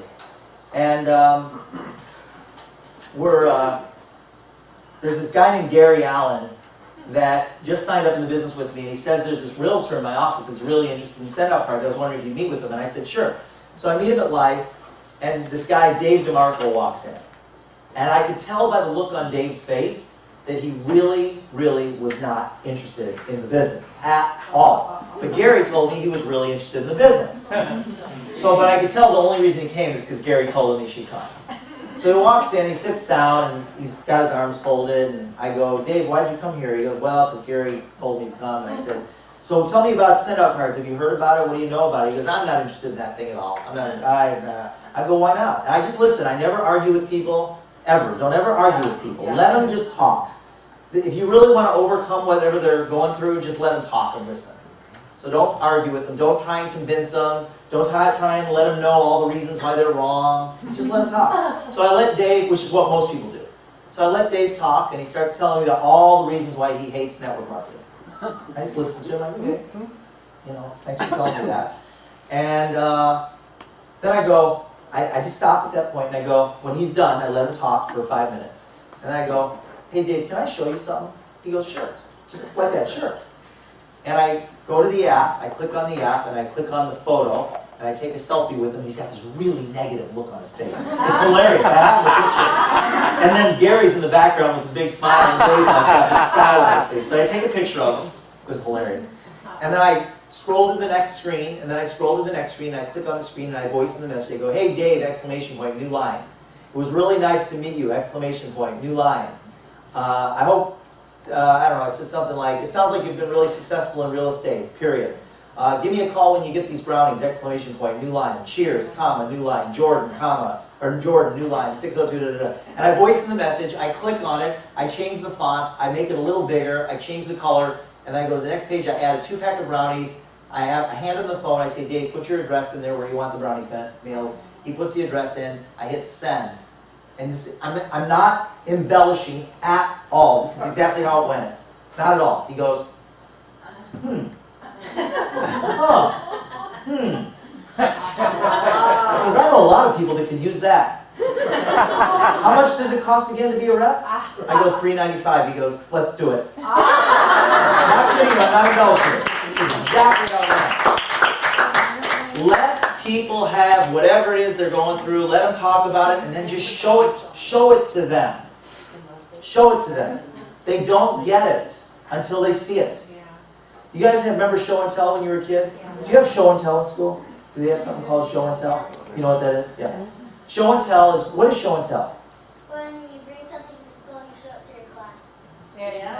That's tough. I gotta go to 8 hours of training for that.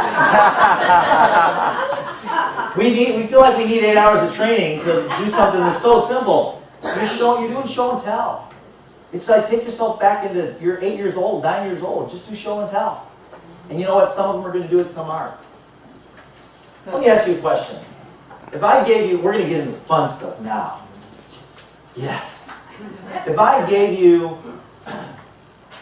a bet, let's say I sold you, let's just assume for a minute that you really trust me.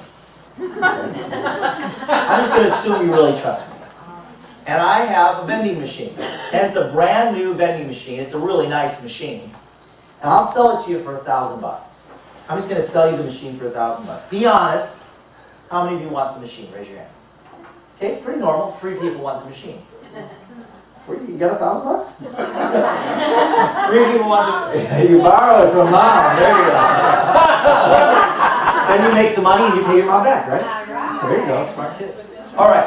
Now let me ask you a question. I'm going to sell you that machine for $1,000, but not only am I going to give you the machine, I'm going to buy the product for the machine, and I'm going to unlimited buy product. I'm going to stock the machine for you forever. So as the product goes out, I'll make sure it stays stocked, and I'll buy all the product. How many of you want the machine now? Raise your hand. Okay, about a third of you. Now what if I told you that not only am I going to stock the machine, I'm going to sell you the machine for $1,000. I'm going to stock it. I'm also going to provide an unlimited lifetime maintenance on the machine. If it ever breaks, we're going to send our crew out. We're going to fix the machine, and you don't have to pay a penny. How many of you want the machine now?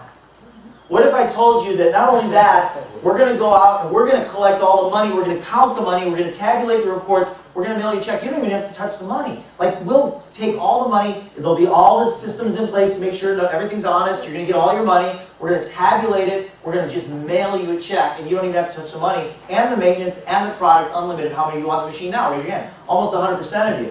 Now what if I told you that not only that, we're going to guarantee that your machines guaranteed that your machines are operated at a profit. Is it worth it? Yeah. It's counting pretty good, isn't it? $1,000. What if I told you that you don't get just one machine? You get unlimited machines for $1,000. What I have, what send-out cards is every one of you in the room raise your hand.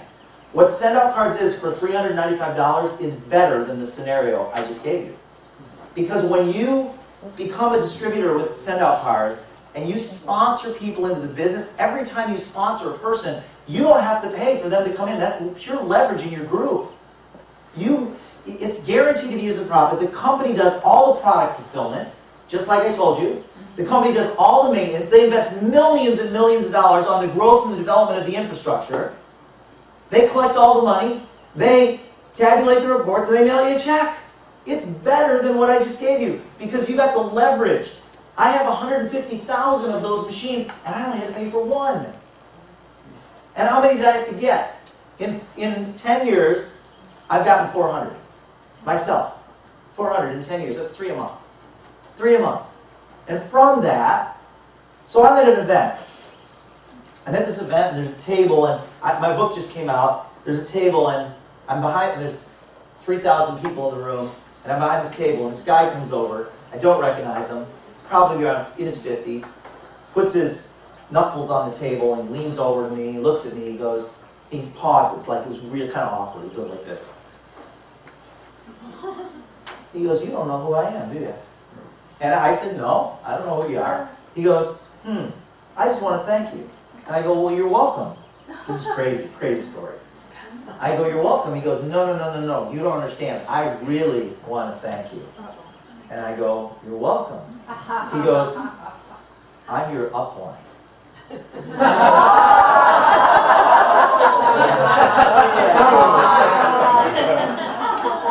Yeah. Dave Pollard, I'd never even heard his name, sponsored DeMar. who sponsored Jimmy Dick, who sponsored me. Wow. So at that time, there were about 40,000 people. Now there's 150,000. You think Dave Pollard's happy? Yeah. Dave did not bring me into the business. Dave brought in DeMar, who brought in Jimmy, DeMar brought me in through Jimmy, but we all knew each other. Okay? So the point is, that's the leverage you get in this kind of business. See, you get it started, and it's not easy. I know it sounds easy the way I'm talking about it. It's like learning to fly helicopters.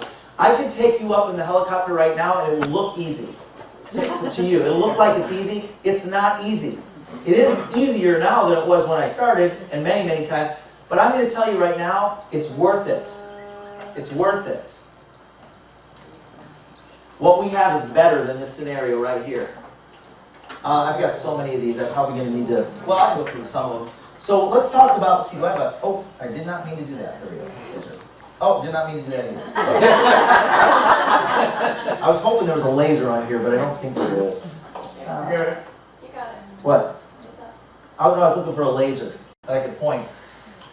People, there are hundreds of thousands of people every year. There's millions of people that want to start franchises. There's thousands of them that do. Franchise costs $20,000 to $300,000. 7-Eleven is $150,000, and you don't get anything for that. That's just the franchise fee. Dairy Queen's $150,000. Subway's $500,000. McDonald's is $1.5 million. Network marketing cost is under $1,000. Franchise, the time commitment, 10 to 15 hours a day. Time commitment, 2 to 3 hours a day. Franchise, inventory, yes. Network marketing, inventory, no. Franchise, collections, yes. Network marketing, collection, that means you don't collect money. Employees, yes. Employees, none under network marketing. The risk is high in a franchise. The risk is low with network marketing.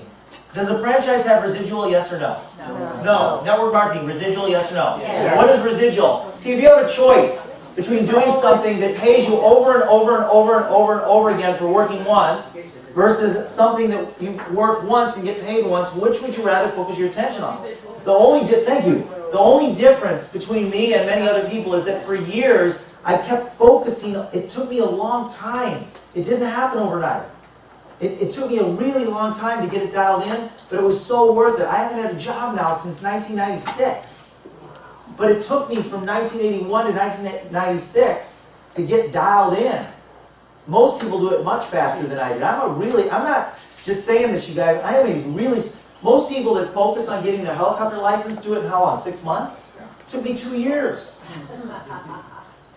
Now you want to go up with me?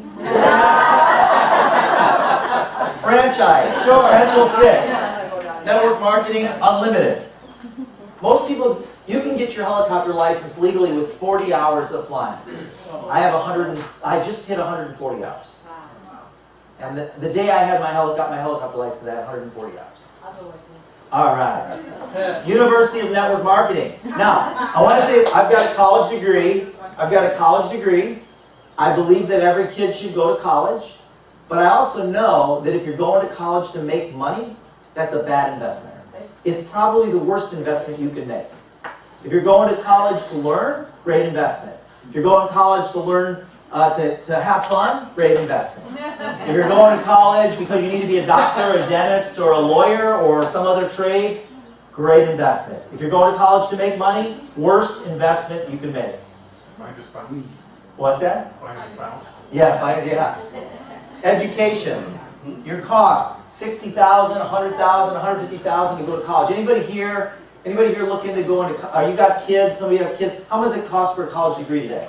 $65,000 to $100,000, right? And do you guys know that a loan that is made for college today is unforgivable by bankruptcy? Has it always been that way?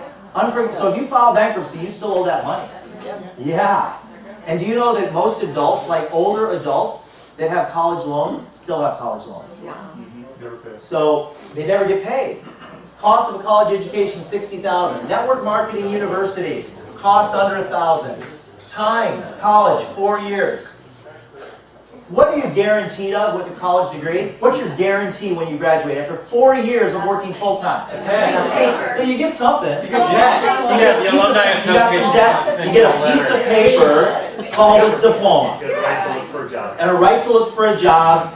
And do you know that today, 50% of all millennials with college degrees are living with their parents? 50%. Guarantee a diploma. Network Marketing University costs you under $1,000. Time is between 2 to 3 years, part-time. Here's the guarantee. Not full-time, part-time. Get paid while you work. Get paid while you play. Get paid what you're worth. Get paid while you learn. And get paid while you sleep. No job I ever had paid me while I went to sleep. My friend Andy Thornton, he was sleeping on the couch, and his wife came over, Jennifer, and tugged on his left leg and said, "Andy, what are you doing?" He says, "Leave me alone, I'm making money."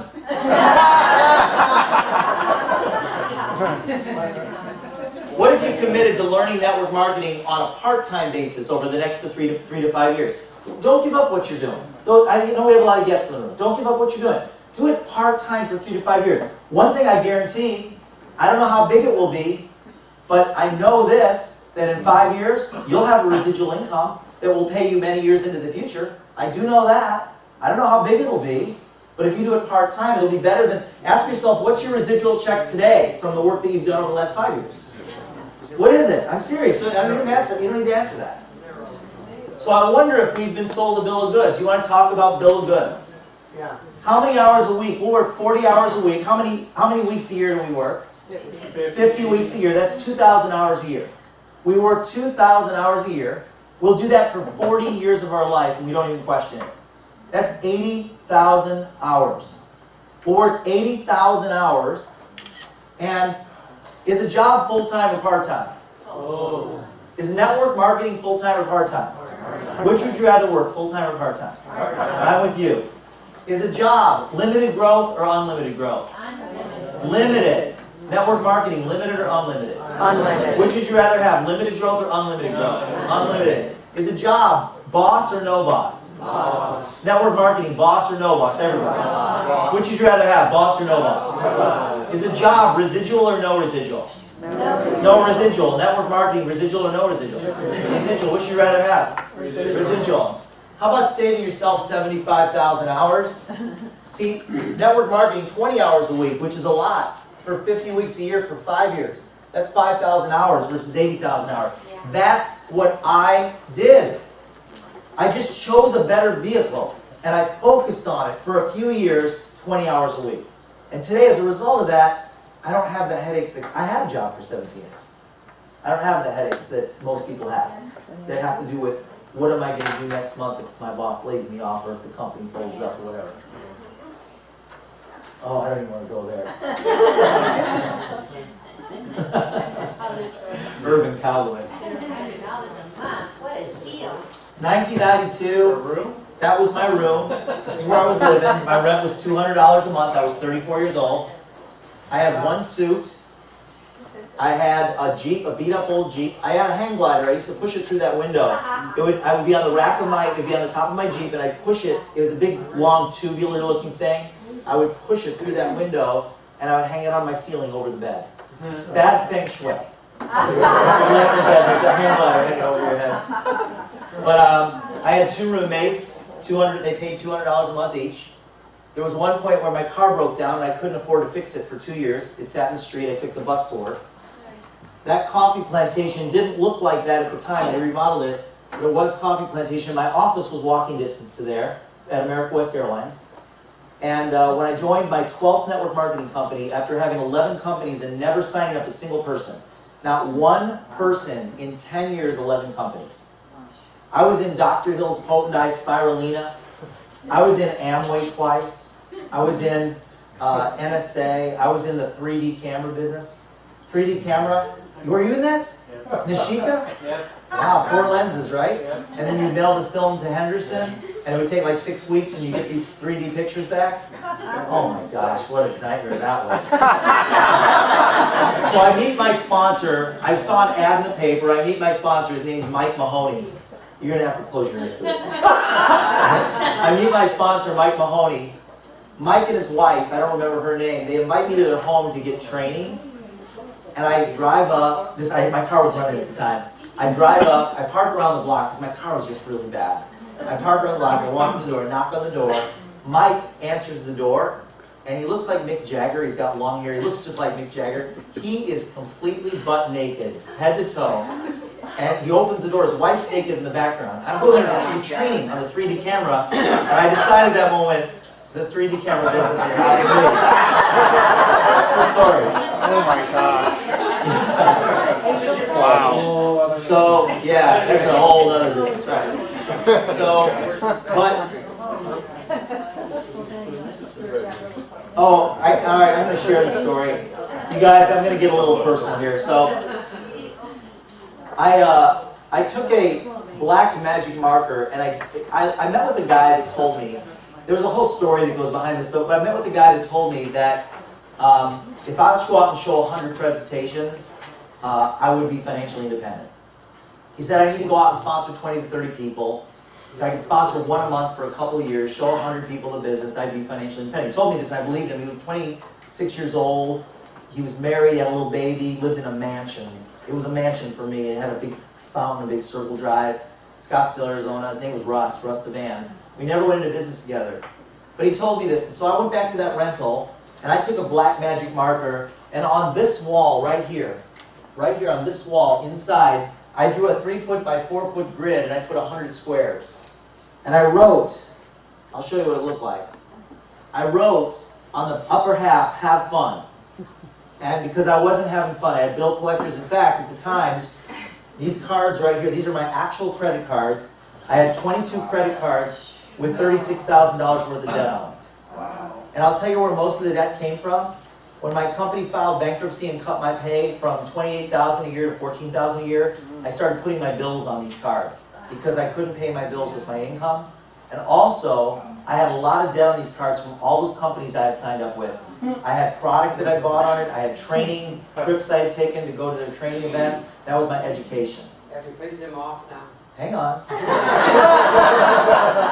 It took me in my 12th company, the company I'm getting ready to tell you about. I'm not going to tell you about the company, but when I joined that 12th company, I made $8 million. It took me about 3 years, but I paid off every penny of these cards. I almost filed bankruptcy, but I didn't have to. I paid off the cards. And I didn't have to file bankruptcy. I want to share this part of the story here. So on that wall, on the left, I drew this grid. And I wrote have fun because I had bill collectors after me. And I wrote find 20 because I needed in this company you need 2 customers to qualify. In that company you need 20 customers to qualify. They were long distance customers. It's very hard. And so I wrote find 20. And then at the bottom right there, I wrote ED, which stood for Executive Director. That was the top position in the company. Because Russ said if I would go out and show the business 100 times, I would be an Executive Director, I would never have to work again. And I believed him. I believed him. So I started showing the business 3 days a week on my lunches here. I couldn't even hardly afford to buy them coffee. When I met with them, I'd have a yellow pad and a pen, and I sat down. I showed you how to show the send-out cards business already. But I sat down and I showed them my business on a yellow pad at that coffee plantation 3 times a week.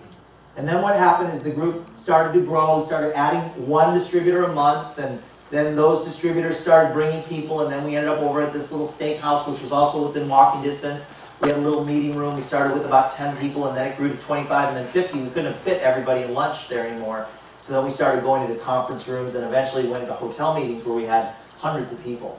So, but here's what happened. So this grid's on the wall. Every time I would show the business, my goal was to show the business 3 days a month, 3 days a week, 12 times a month. And my goal was to sign up 1 person a month for 2 years. That's 24 people, personally. Because Russ told me that out of 24, a third of them will do nothing, a third of them will do a little, and a third of them will do a little more than a little, but 1 will build a group of thousands. And you'll be financially independent. That's what he told me. So I started signing people up. My 16th person, before I get into that, so imagine that on this wall. All right? And this is my bed right here. My nightstand was two cinder blocks and a piece of plywood. I had a little closet and a hang glider lit over my bed. So I was single, and I'd meet a girl and like her, and we'd go on a few dates, and then eventually she'd end up at my home, and I'd give her a little tour of the house. She'd get to the bedroom, and she'd see this over the bed.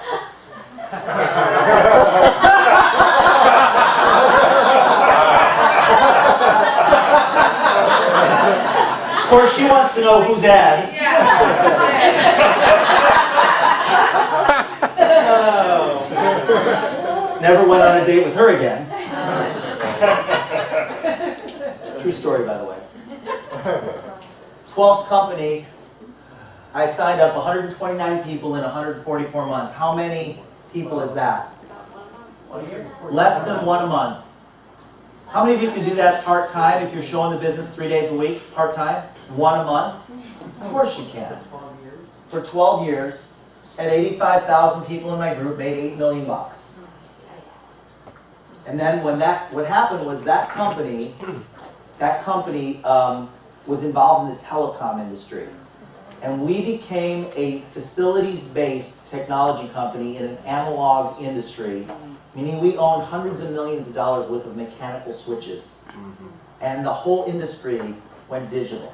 And 6 months later, we were obsolete. And there was nothing we could do. So my checks of tens of thousands of dollars a month one day went to zero. I had millions of dollars I'd made. I bought real estate. I had lots of money. I wasn't in trouble or anything like that. But that's when send-out cards came along. That was 10 years ago. That's when send-out cards came along. That's the lady. In fact, I didn't tell you the story. So the 16th distributor I signed up. Remember I said, he said if I'd sign up one person a month for a couple of years, he said one would build a group of thousands. My 16th distributor was this woman right here, Jackie Ulmer. Jackie Ulmer signed up as my 16th distributor. She brought in a lady in New Mexico named Judy Dubiel. By the way, I met Jackie at the gym. She was married to an airline pilot that worked at American West Airlines. And I met her at the gym, and we became very close friends. They were the most skeptical couple I'd ever met, and they became, they built an organization of over 12,000 distributors and 40,000 customers. 1 out of 24. 1. The rest of them became customers, some of them quit. But then I went on, I did it, I kept doing it. So like, here's what happened. Out of these 129, 5 of them went on to build groups of tens of thousands of people. 5. 124 quit or became customers. So people come to me, this is what happens. I see it all the time. They signed up 11 people and they're really, really frustrated. They've been in the business for a year or a year and a half. They signed up 11 people, nobody's doing anything. Welcome to the world of people. We have a saying in our last company, the #1 earner was from Kentucky. He used to say, "Piple or piple or piple." It took me like 6 months before I figured out what he was saying. Piple or piple. People are people. That's how we say it here in LA. People are people. So, but here's what happens. People come to me. This happens all the time. They're so frustrated. They've got 11 people or 15 people. Nobody's doing anything. I got news for you. Most people quit everything they do. Let me prove it to you. I'm not going to put anybody in this room on the spot. But I will tell you this. Is there anybody here that owns or used to own a fitness center where there's monthly memberships? You own one now or used to? Used to own. Was it a monthly membership fee? How much did people pay per month? $49. They paid $49 a month. If you took 1,000 people that paid $49 a month, how many of them used the gym on a regular basis out of 1,000? 10 to 15 maybe. 10 or they pay $49 a month. 10 or 15 out of 1,000 use the gym on. Does that? Your gym must have been in a bad location. Is that why? No. Is it because you had bad equipment? No. It must have been your trainers then, right? No. Wasn't the trainers? Wasn't the location? It wasn't the bad equipment. What is it? Pipe or pipe or pipe. Do you know what? It's the same people signing up in your business that are joining the gym. Yeah. Most people quit everything they do. Unfortunately, nothing you can do about it. It's a game you don't want to play the game of trying to motivate the people that aren't motivated. It will burn you out. It's hard. But what you gotta focus on is the few that are doing it. If you don't have anyone doing it, go sponsor another one. I sponsor 2 to 3 people a month working part-time. I still do it today. I signed up my 3rd distributor this month. I actually signed up my 4th, because the 3rd one, I'm not even gonna get into that. I just signed up my 4th distributor, but I signed up 2 to 4 distributors a month, and without exception, I get a third of them that'll do nothing. I can't even get them to return my calls, and I'm Jordan Adler. And they won't return my calls. A third of them will do a little. A third of them will do a little more than a little. That's the realtor. You got the ones that never sell a house. You got the ones that sell 1 house every year or 2, and you got a few that sell 2 or 3 houses a year, and then there'll be one that'll make $100,000 a year out of your 3, 2, however many you bring in. Right? Am I right, Jim? You're right. How many realtors would a real estate broker have to hire to find one that'll make $100,000 a year? Probably 30 to 50. 30 to 50. He just validated the numbers. Did you hear that? It must be you guys sell the real estate you sell is really bad real estate, right? Yeah. It must be your company, right? No. The location. Are you on pipe alarm me? That's what it is. All right. Let's talk about duplication real quick. This is going to be fun. You guys doing all right? Yeah. Okay, good. We're going to have to get into some specifics. Whoa. Okay. That's what you need, Jim. I'm just going to call on a few people here. Liz, how many friends do you have on Facebook? About 900. 900. David, how many do you have on Facebook? You're not. Not that many. I'm not on Facebook. Not on Facebook. That's all right. That's all right.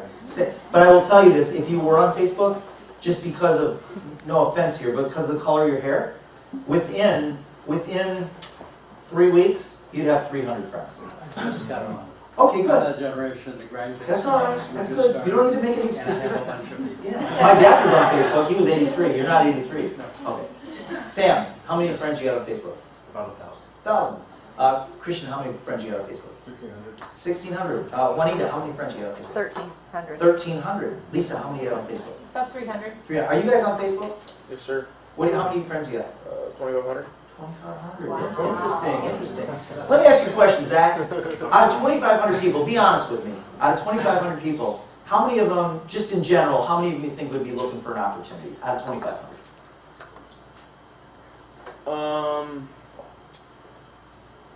Probably most of them. Just pick a number out of 2,500. Let's say 1,000. 1,000. Okay, good.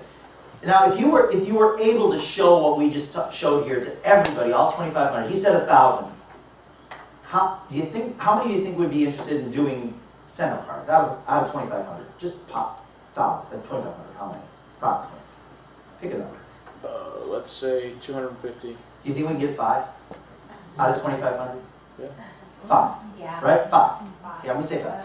So when I'm meeting with somebody now, because every very few exceptions, everybody has Facebook, I say, how many friends you got on Facebook?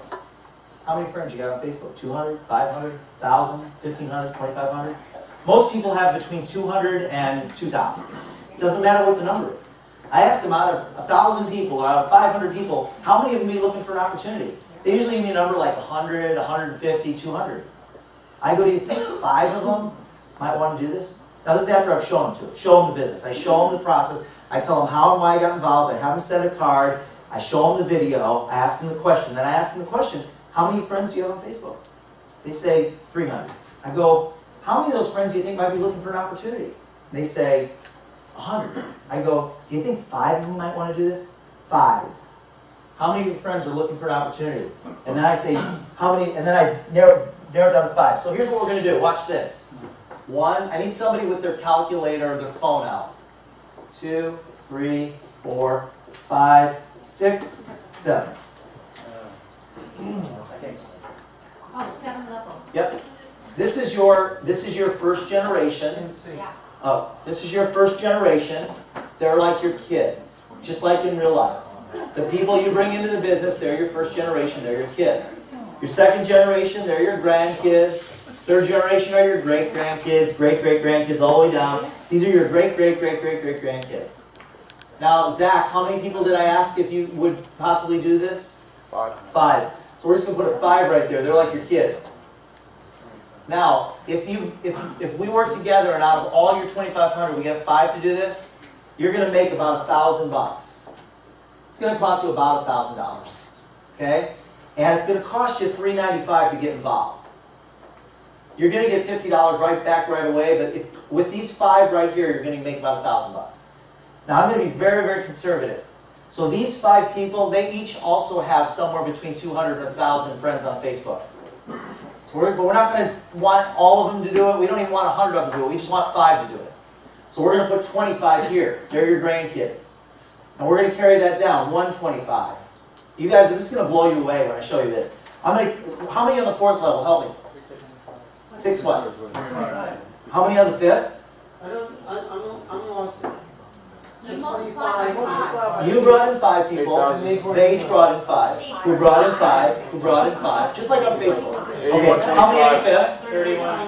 3125. Now, without calculating it, does anyone have any idea? Watch this. How many on 6? 625. How much?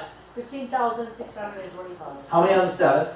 7th, it's 78,125. 78,125. How many people did each person get? How many did you get? From your 300 or 400 or 500 Facebook friends over time. Now watch this. If you add all these up, it comes out to almost 100,000 people. But we're going to be ultra conservative and we're going to put a big X through that and we're going to cut that down to 10,000 people. So we're not even going to, we're just going to say 10,000 of these people do something. Not 100,000, just 10,000. Okay? Now watch this. Let's say each of these people, Mary, how many customers do you have? 320 customers. How many customers do you have? 60 customers. Liz, how many customers do you have?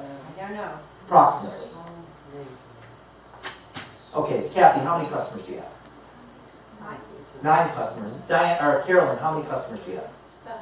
100. I have 100. So I'm at, Jim, how many customers? 25. Would it be fair to say that these 10,000 each have 3 customers?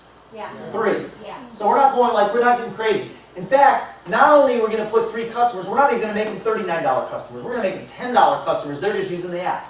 Just $10. So watch this. They got 30,000 customers, and they're not on the $39 a month program. They're on the $10 program. $10 a month. That's $300,000 a month. Now, what is the lowest residual commission amount Send Out Cards pays? 2%. Goes all the way up to 30%. But I'm going to use the lowest commission amount that people make, 2%.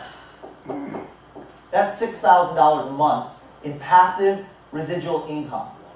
I just used the lowest numbers. I took 5 people on Facebook from everybody, just 5, and then I cut that down to 10,000, and I said 3 customers.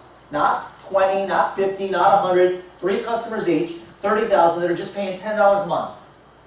Some people do better than this over time. Yeah. Here's the question that I asked somebody then. You don't need to tell me, but I asked them, over the past 5 years, what's your residual check from the things you've been doing? What if you did this part-time with us? Does that make sense? Plus, they can get their money back by doing this. Yeah. And you know what happens? Most people that do this don't stop at 5. Most people that do that don't stop at 5. How do you get them on Facebook? How do you get them on Facebook? No, how do you prospect them? How do you personally prospect on Facebook? Can you show this? Yeah, right there.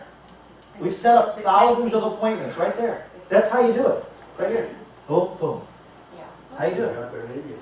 Text, it's right here. They're the inbox Facebook. Yeah. Jordan, I just sent that to 2 people just to Just test now? it, and both Today? of them Like from here? now. And what happened?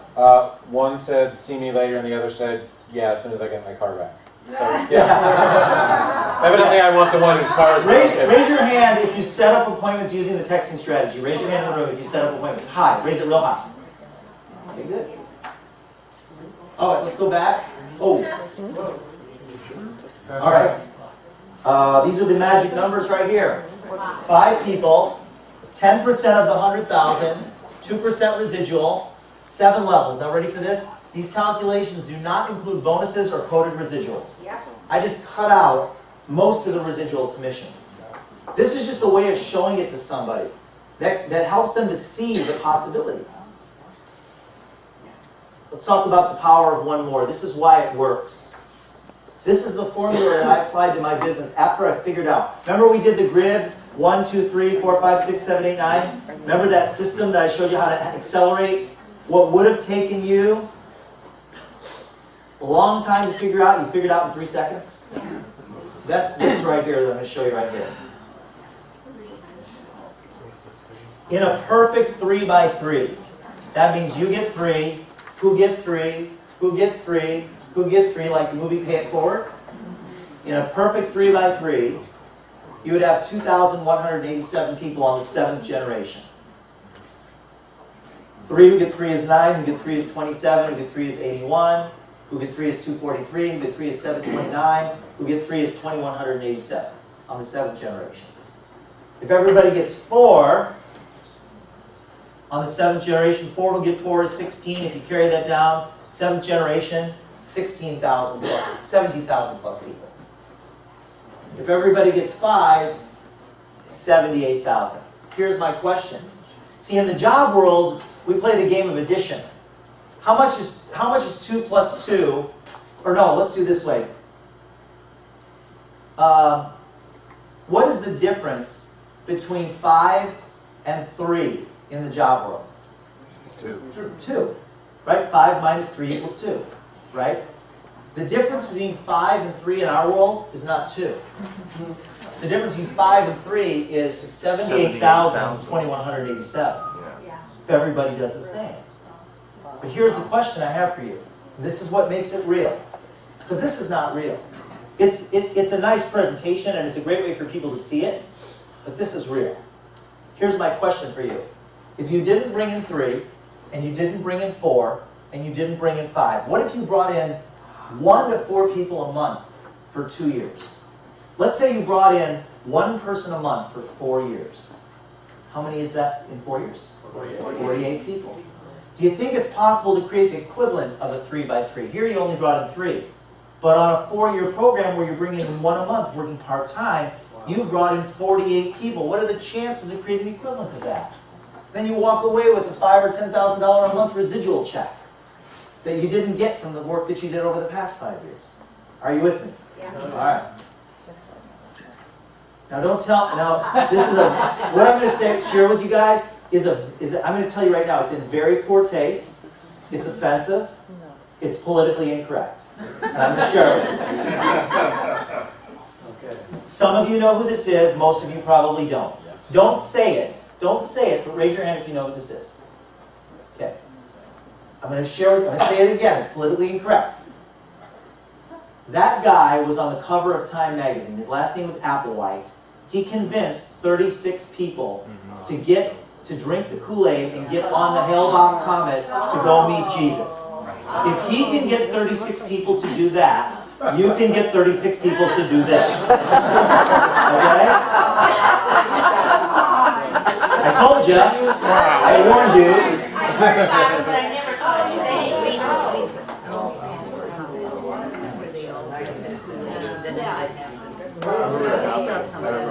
All right. Come back to me here. We're going to be wrapping up shortly. Come back to me. So, when I was learning to hover the helicopter, this was one of those times in my career, my helicopter flying career of 140 hours, that I was convinced that I could not do this. I was so frustrated with Travis, my 23-year-old instructor. 23-year-old good-looking instructor? Travis? I guess it depends. Yeah. I didn't see him as good looking, but I guess he is kind of good looking, you know. Anyway, so Travis is trying to teach me to hover the helicopter, and there's a bunch of things going on. You've got the cyclic control, which forward, back, left, and right. That controls the pitch of the, or not the pitch, but the angle of the main rotor. The rotor's doing this, right? And if you can tip it forward, back, left, or right, and you do that with the cyclic control. And that controls the direction that the helicopter goes. If you go forward with it, then the helicopter goes forward, back, right, and left. Well, then you've got the collective, which is you pull the collective up and down, and that changes the pitch of the blades, which determines whether the helicopter goes up or down. And then you've got the throttle, which is the rotor RPM. Well, there's too much going on, and your brain's not wired for this. So what Travis was going to do is Travis was going to control. Is everything cool over here? Oh, Travis was going to control the collective, which is the up and down of the helicopter, and the throttle and all that. The only thing I was going to have to do was the cyclic, which is forward, left, right, forward, back. That was the only thing I was going to be doing is forward, right. So here, what's going on over here? Oh, we just have, we're just. Oh, okay. So Travis, he lifts the helicopter up. We're like 3 feet off the ground. We're just sitting there perfectly steady. He's controlling the up and down, and he's controlling everything else. The only thing I'm going to do is the forward, back, left, and right. He says, I'm going to give you the controls. I'm going to say, you have the controls, and you're going to say, I have the controls, and I'm going to say, you have the controls, and then you're going to take the controls. And he says, if you can keep it within a football field, here, I'm going to let everybody get settled because I got people attention everywhere. Sorry. Oh, sorry. Okay. He says, he's going to hand me the controls. He says, if you can keep it within a football field, I'll buy you a pizza. So he goes, you have the controls. I say, I have the controls. He says, you have the controls. And I'm talking within an eighth of a second, the helicopter, the both of us in the helicopter are somewhere hundreds of yards over in that direction. And so he grabs it, and we're like perfectly steady. And I go, I got this. It's so easy. I can see this 23-year-old. It's not like no problem. It's like so easy. I just make it so easy. And he goes, you have the controls. I have the controls. And we did it like 20 times. And I could not keep the helicopter anywhere within 30 to 100 yards of where we're trying to keep it. I could not keep it steady. And after that session, I thought, thinking to myself, I said to him, I said, Travis, am I ever going to get this? He goes, you'll get it. He goes, what am I doing wrong? He goes, I can't teach you how to do it. You just got to do it till you get it. And I'm going to tell you something. Everything that you need to know about building a network marketing business, you can learn in 4 hours. I could teach you everything you know, and I could sit down with you and have you tell me how to build a business. I can even give it to you, right? You read it back to me. You can tell me. It's simple. I see people that come back to these trainings over and over and over again for years. I was one of them, 10 years. I would go and I'd take notes. I'd sit in the front row. I'd meet the speakers. I knew everything. I knew everything about it, but I couldn't do it. And the reason I couldn't do it is because I wasn't doing it. There's no way to learn how to fly a helicopter in a classroom. There's no way to learn how to ride a bike in a classroom. If I said this is the best, you are going through today the best bicycle training in the world, right here in this classroom. I'm going to show you videos. I'm going to bring the best bicycle. I used to have Lance Armstrong on my list, but he's not going to be here today. But you're going to learn from the best. And we're going to do it for 8 hours. You're going to have everything you need to know to ride a bicycle. Now we're going to go out in the parking lot, and I'm going to give all of you a really nice bicycle. And you're all going to get on it, and you've never ridden a bicycle before. What's going to happen? 100% of you. 100% of you are going to fall. But you just got the best training in the world. And then you all get back on the bicycle. Some of you do, most of you do. And after a few minutes, a couple of you get it. After an hour, a few more of you get it. And then eventually, most of you get it if you don't quit. Some of you might even take you a few days to get it, but you'll get it if you don't quit. But it doesn't happen until you get something, and it starts with a B. What is it? Balance. Balance, thank you. Starts with a B, it's balance. The moment you get balance, it is wired into your brain. I could take the bicycle from you 20 years later, if you're still physically able, you'll be able to get on that bike and ride it without falling. 20 years later, even though you got it in a moment, you'll have it for the rest of your life. That's how it is. Like I can get in the helicopter, I haven't flown in 3 months, and I can pick it up perfectly smoothly and hover it, and it's not sloppy at all. But before I got it, it's like, what do they say? It's like balancing it's like, what is it? Do you remember this is the way Travis suggested. The movements on the cyclic are so small you can't even see them with the human eye. It's a thought. It really is a thought. That's the amount of movement that happens on the cyclic to move the helicopter forward, back, left, to right. It's almost like you think forward and the helicopter goes forward. You think back. And in the beginning, you're moving it around, and it's on a pendulum. It just starts swinging. Plate on a pin. Like a plate on a pin, yeah. So the main rotor keeps the helicopter suspended through the lift, and the mast just hangs down. The helicopter's just hanging on that mast. So every movement, if it starts swinging the helicopter, and once it starts swinging, it starts going all over the place. That's the way it is. That's kind of how I describe it. So it's almost like you anticipate, your brain starts to anticipate what the helicopter's doing, and you're adjusting, but it's so small you can't even see it. And eventually your helicopter's just sitting there, even though you're making very small adjustments that nobody else can see. But you have to do it until you get it, and that's how this business is. If you try and learn it in the classroom, you'll never get it. You'll get a lot of great knowledge, it'll be really great, but you're never going to get the business. You've got to get out there, you've got to just start showing it. You've got to start setting up your appointments with your messages, and get through the first 10 of them. Once you get through the first 10, it's not that bad. It's actually pretty fun. Here's another interesting thing. This is really crazy to me. I was with a group of our leaders, and we were at the pool on the ocean, and we were under an umbrella, and there were probably 15 of us, and we were, I don't think you were there, Mary, for this. Jeff was there. It might have been a camp. Was Eric Warren there? No. I think it was after a camp. Maybe you were there. I don't know. Anyway, so, by the way, where's Kathy? Kathy's a brand new senior manager. Let's hear it.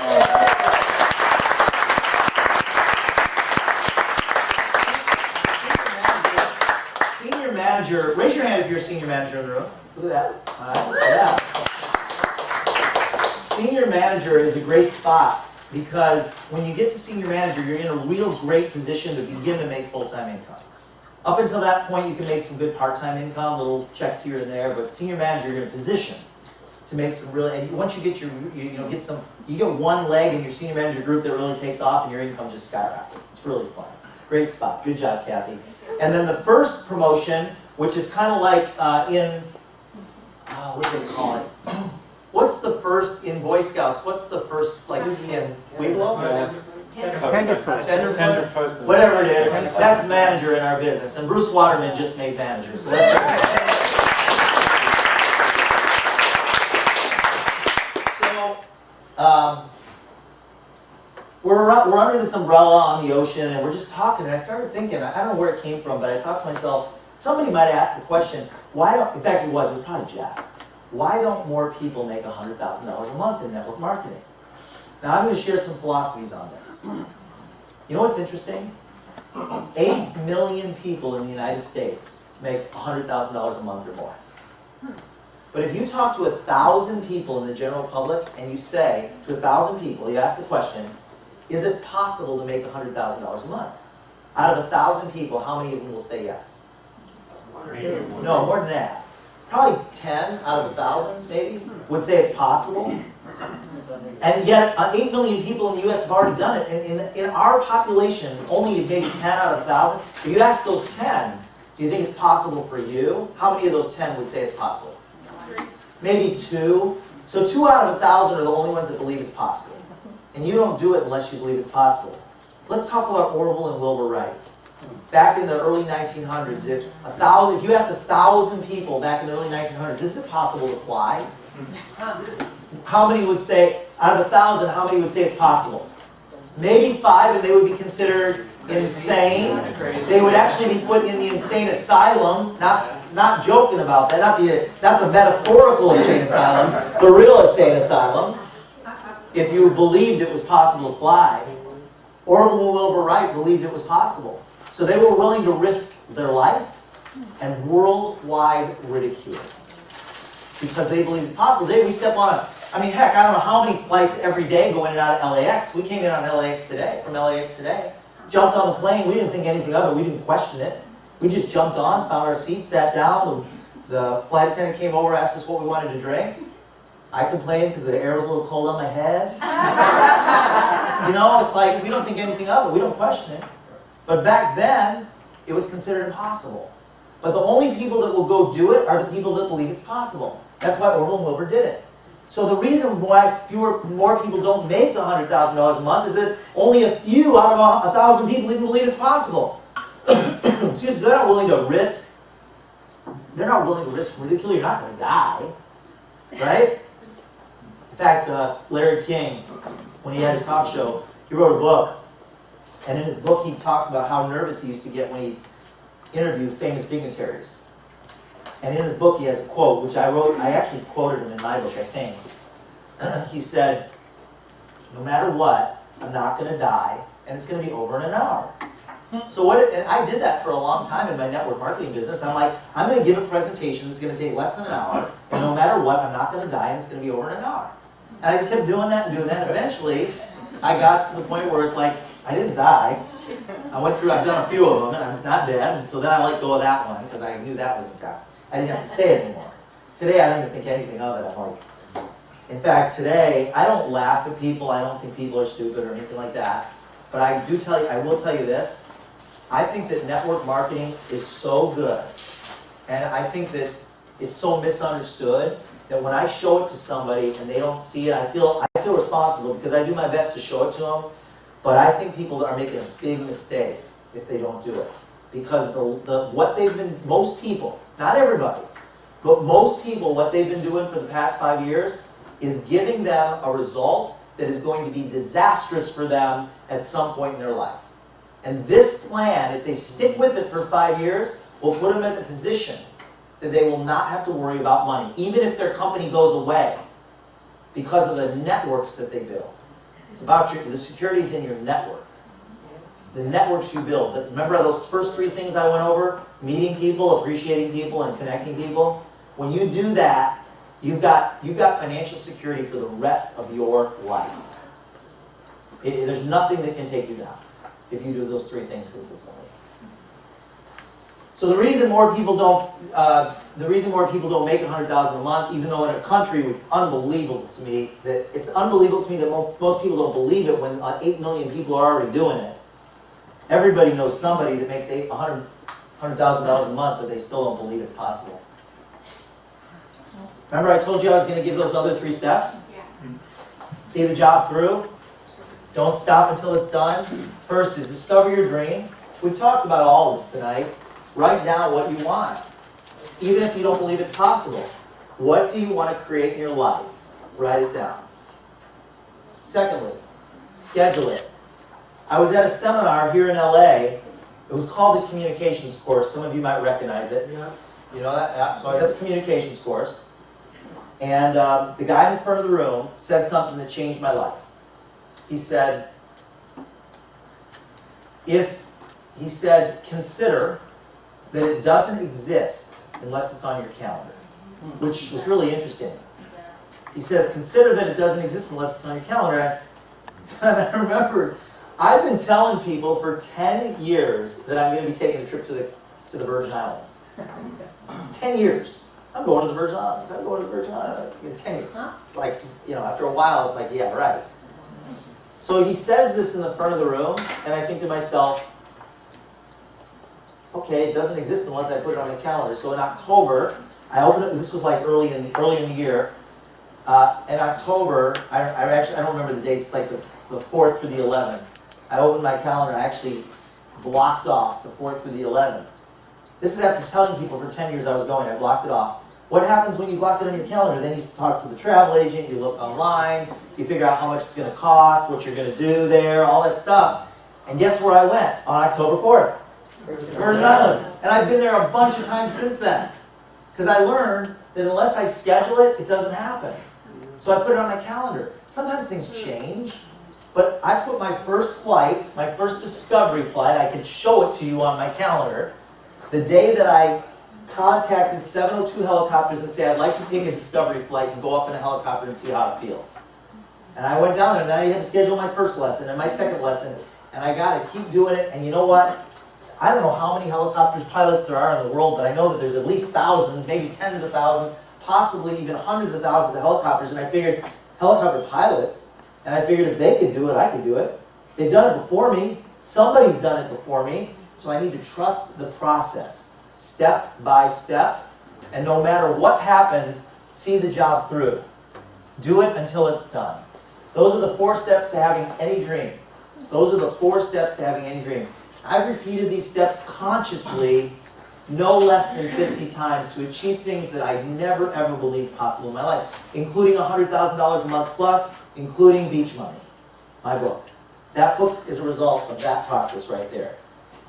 100 times I didn't think the book was going to happen while I was in the process of doing it. Stuff I couldn't figure out. Like, how am I gonna sell it? Where am I gonna sell it? I don't know how to do a website. What am I gonna call it? I came up with a title that is so freaking brilliant for my next book. It's been bugging me for like months and months. Because every title that I came up with, it didn't inspire me. It didn't. I thought of sand dollars. That's kind of a cool thing. Beach money, sand dollars. Beach money, sand dollars. I thought of Chronicles from the Beach. Are you ready for this one? Yeah. Now I don't know yet if it's going to happen. I've got to get approval. Galactic money. Isn't that good? Isn't that great? What? Well, Virgin Galactic, because of the contract that I have with them. If I wasn't involved with them, I'd probably be all right. Galactic money. Yes, sir. What's the best scheduling system? No, there is no best. The one you use is the best one. Whether it's iCal or a paper calendar or whether you use Outlook, really it's the yeah. So I can predict your future by looking at your calendar. I can predict your future by looking at your calendar, regardless of what you do. If I look at your calendar and there's nothing on it, some of you are like sighing. I hear you sighing. Yeah, like, oh my God, don't look at my calendar. Somebody who has a full calendar has a really bright future. Full calendar with business, and you got to schedule your personal things and your family and whatever else it is you're doing. I got to schedule my vacations. I got to schedule personal things, but if I don't, they don't happen. I mean everything. I got to schedule it. Got to put it down. These are the things that will determine ultimately whether you're going to have a successful business. Appointments to show the product, appointments to show the business, appointments to follow up, networking meetings, fun activities with your team, even if your team is 3 people. Coffees, lunches, and dinners. It's frustrating. If you're curious, and this is, I'm going to share this with you. How many of you have seen the movie Pay It Forward? Raise your hand. Wow, most of you. Yeah. It's a difficult movie to watch. It's not. Helen Hunt's in that movie. Oh, we talked about that. Yeah. It's a difficult movie to watch, and but the message in it about the legacy that you leave, that you don't even know you're leaving. Like the impact you're having on the world. And if you'll just be patient, like the little boy loses his life in the movie. And it's loosely based on a true story. But he thought, I don't remember his last speech that he gives in front of the classroom, in front of the chalkboard, where he said, pay it forward didn't work. He died believing that pay it forward didn't work, and the pay it forward movement was spreading all over the world. And he gives this little speech, this little 8-year-old boy gives a speech in front of the classroom saying pay it forward didn't work. And at the end of the movie, his mom and his teacher are sitting on the couch, and there's thousands of people putting candles out in his memory. And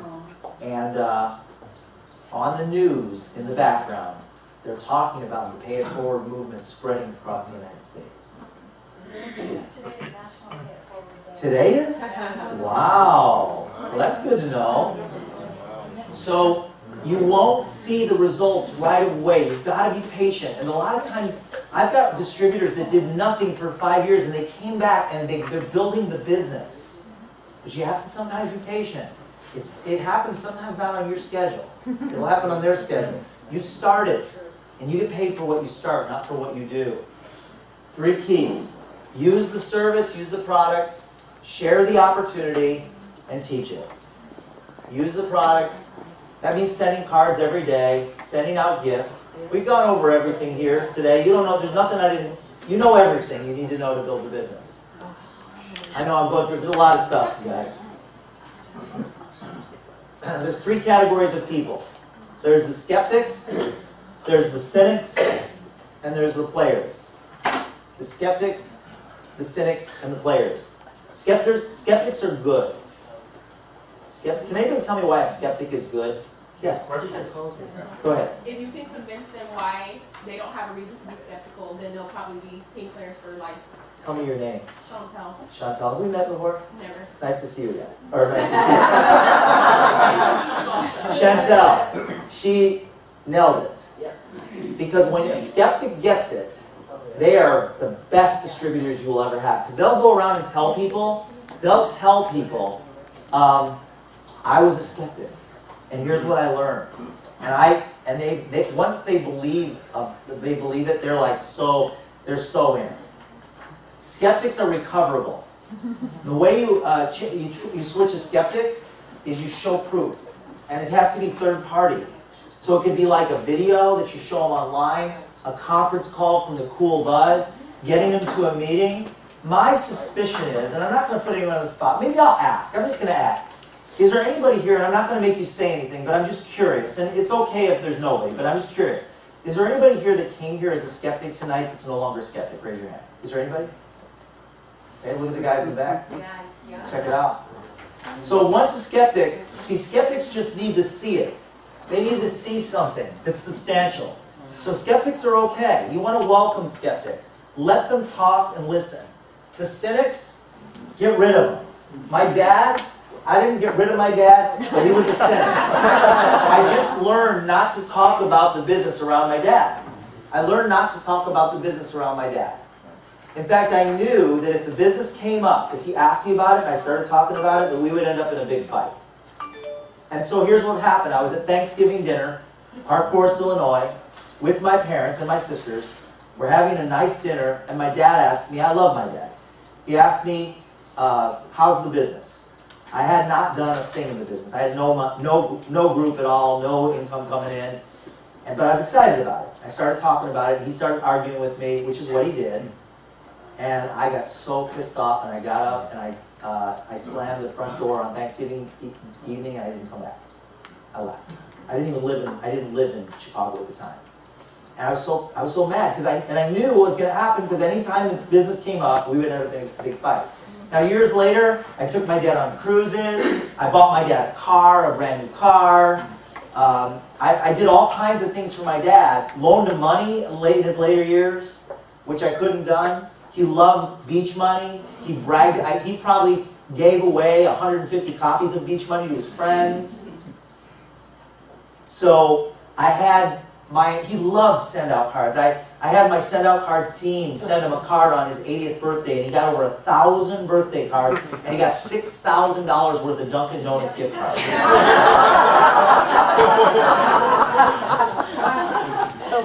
To give you an idea of how my dad was, check this out. So I buy him a brand new Buick Lucerne. He loved Buicks. And I couldn't be there for the delivery of the car. Okay? But the car gets delivered to his house in Park Forest, Illinois on a flatbed truck. Just that car, not another car, just that car. Came all the way across the country from Phoenix, Arizona to Chicago, Illinois, into the suburbs, into my dad's neighborhood. And my dad goes out and takes delivery of the car and gets the keys. And he calls me, he goes, Jordan, I'm just blown away. Thank you so much. He says, I just don't even have words. And he goes, Jordan, he goes, I wasn't sure if I was supposed to tip the guy, so I gave him $5. I'm like, Dad, the guy delivered a car to your door and you gave him $5? $5? All right. But that's my dad. That was my dad. Did he end up using those Dunkin' Donuts cards? He gave away a lot of them. He used some of them. He gave them to all his friends. In fact, it's funny because he'd go to the Dunkin' Donuts and he'd hand out Dunkin' Donuts gift cards. And I think they probably did an investigation on him because he had he had thousands. It was like hilarious. All right. So I remember sitting in a stadium, a stadium before the fans started to show up, and of course the stadium filled up. And today my organization is actually probably a little bigger than what's on the right there. I don't know how many people are in that stadium right there in Notre Dame. Does anyone know how many seats there are in Notre Dame? 60,000 to 80,000. So it's like double that size as the size of my group. That's just one stadium, one game. I mean, heck, it's not that big of a deal. We make it way bigger than it is. But see, I could never imagine having that many people in my group. But I did know this. I knew I could fill the seat on the right and the left of me. Over time, I could put one person on my left and one person on my right. You could do that, right? Couldn't you? Have one on your left and one on your right. So now it's three of us, right? So it's three of us. It's not really even filling a section, nothing. But the three of us, if we all got together, and with enough time, if we each went in and brought out maybe two each, now we're at 6 people. What if the 6 of us, over the course of the next few months, we each bring in 3 people? Now we're at 20. So now we're just filling a little itty bitty section of the stadium like this, 20 people. This is how it's built. You go from the coffee place to the back room at the coffee place where you got like 10 or 12 people. Then you go to the restaurant, and you got a room full there. And then eventually you're going where you have 20 or 30 people. This group right here, you guys are, there's no one person that's responsible for this group. There's no one person. Lots of people had nobody here tonight. Some of you came by yourself. Some of you brought 1 or 2 guests. But this is how a business is built. It starts like this. This group right here, I promise you, whether you stick around or not, this group right here, in a month or 2 or 3, will be 3 times the size it is today. We may not all be in the same room. We might be. But it will be 3 times the size, whether you decide to participate or not. So what happens is eventually it gets to 100, and then it's not inconceivable to think that 100 people will go to 200 in a matter of a couple months. Because if everybody goes out and gets 1, that's 200 people. What happens is eventually you got a section. This is how a stadium is filled with our business. It's just everybody getting 1 or 2 at a time, over time, finding those people that have a bigger vision that will stick around. Oh my gosh. I'm just going to show you a little slideshow. We're wrapping up now. I just want to show you a little slideshow. By the way, this is a representation of my life today as a result of network marketing. I'm just going to share that with you. A large part of my brand is not, it's not just about lifestyle, it's not about freedom, it's not just about me or you, it's about others. I mean, this business is about, my life is about living my life in a big way and then helping others do the same. And you know what, that even includes my contributions to Kiva through the sale of beach money. 100% of the profits, I don't make money on my book. I've sold 500,000 copies. We've helped thousands of entrepreneurs in developing, impoverished countries start businesses through the sale of beach money. And so it's all about, it's like there's nothing, you have nothing unless you're contributing to other people. You have nothing. It's like it's meaningless unless you're contributing to other people. So my brand and what I teach is not just, it starts with you. And yes, unless you live, you cannot inspire other people to live your dreams if you're not live their dreams if you're not living your dreams. You must live your dreams to inspire others to live their dreams. It's part of it. It's part of the equation. So I'm sharing you with a little slideshow. There's walking the red carpet. In fact, if you look really carefully, you will notice that this guy right here, Donald Trump, is sitting 8 rows behind me.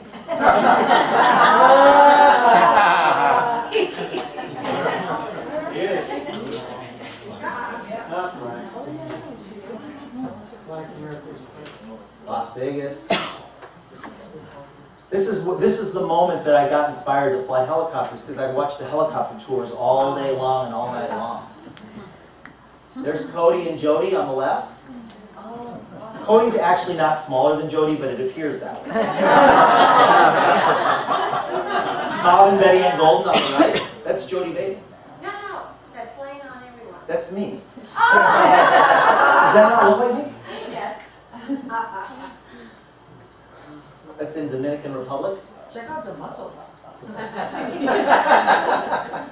I'll let you.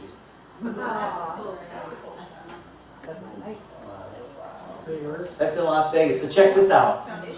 So I had this really fun idea, really cool idea. I love making this stuff up. It's so fun. So I said to Cody, I said, I'm gonna pay for a round trip, private jet trip from Salt Lake City to Vegas.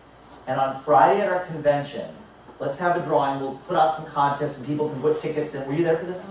People could put tickets. Do you remember what happened? You do? Okay.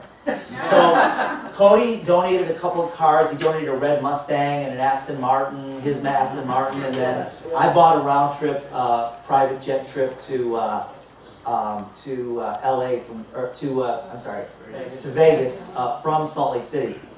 And so what we were going to do is everybody throughout the course of the months they could do things and they get tickets in the drawing, and then we had a big drum and then we pull out the things out of the drum.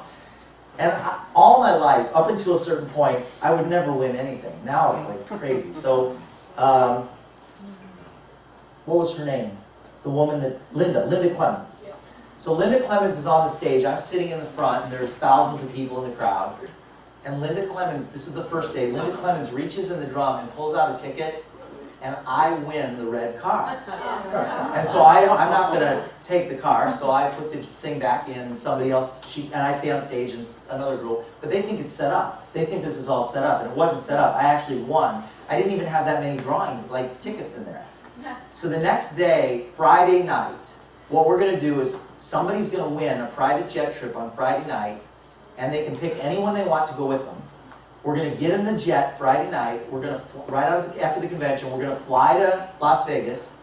We're going to get picked up in a limo, go to the House of Blues, have dinner at the House of Blues, go back to the airport in a limo, get back on the private jet, and go back to Vegas. Shelley Davidson won, but here's what happened. Linda Clemens reaches in, pulls out a ticket. Guess who wins the private jet trip? I win the So now they're really sure it's rigged up. So this is the group actually that there were actually two planes. Cody got a plane and I got a plane, and we took this group to Vegas, and we were out on the balcony. That was right after the dinner. So it was really fun. So I had a party at my place in Vegas, and Wait, is that Aerosmith? that's Steven Tyler Oh my and Joe God. Perry. Yeah, and then this is you know who that is? Yeah. Joe. That's Michael Jackson's dad. Oh. So I had a party at my place in Vegas, and this woman who lives in our building walks in with this guy, and I'm like, wait a minute, Michael Jackson's dad is in my condo. It was weird. It was really weird. And then Kathy Ireland spoke at our, how many of you know who Kathy Ireland is? Oh yeah. She spoke at our convention. That was my, so you know, it's like, Kathy Ireland's like, if I wasn't doing this, I wouldn't be standing with Kathy Ireland. She's a billionaire entrepreneur, and she owns a big company, and you know, she was a famous model in the 80s. Yeah. That's a home that's part of a group. Oh God, I got so many stories for you guys. I can't even get into them all. Beach money in Bulgarian. There's my dad. So you guys, you know, from the bottom of my heart, I want to thank you. I want to share a couple things. On May 9th, there's going to be Super Saturday here. So make sure how do they get set up for that? Bruce, how do you want them to go this Super Saturday? We're gonna put an event on We're Eventbrite. going to put some stuff out. Yeah, we'll Okay. put some out So on watch for social that. There's media. going to be a Super Saturday with a bunch of really great training, different than what we did tonight, but some really great training. And then in June, Steve Schultz, Steve's made millions in network marketing. He wrote a book called Yes, Sometimes It Is About the Money. He's our president of field operations. He's going to be here, so come out for that as well. And What day in June? what? What day in June? First Saturday in June. Oh, I don't know. First Saturday in June. So you guys, thank you so much. Hope you have a good time.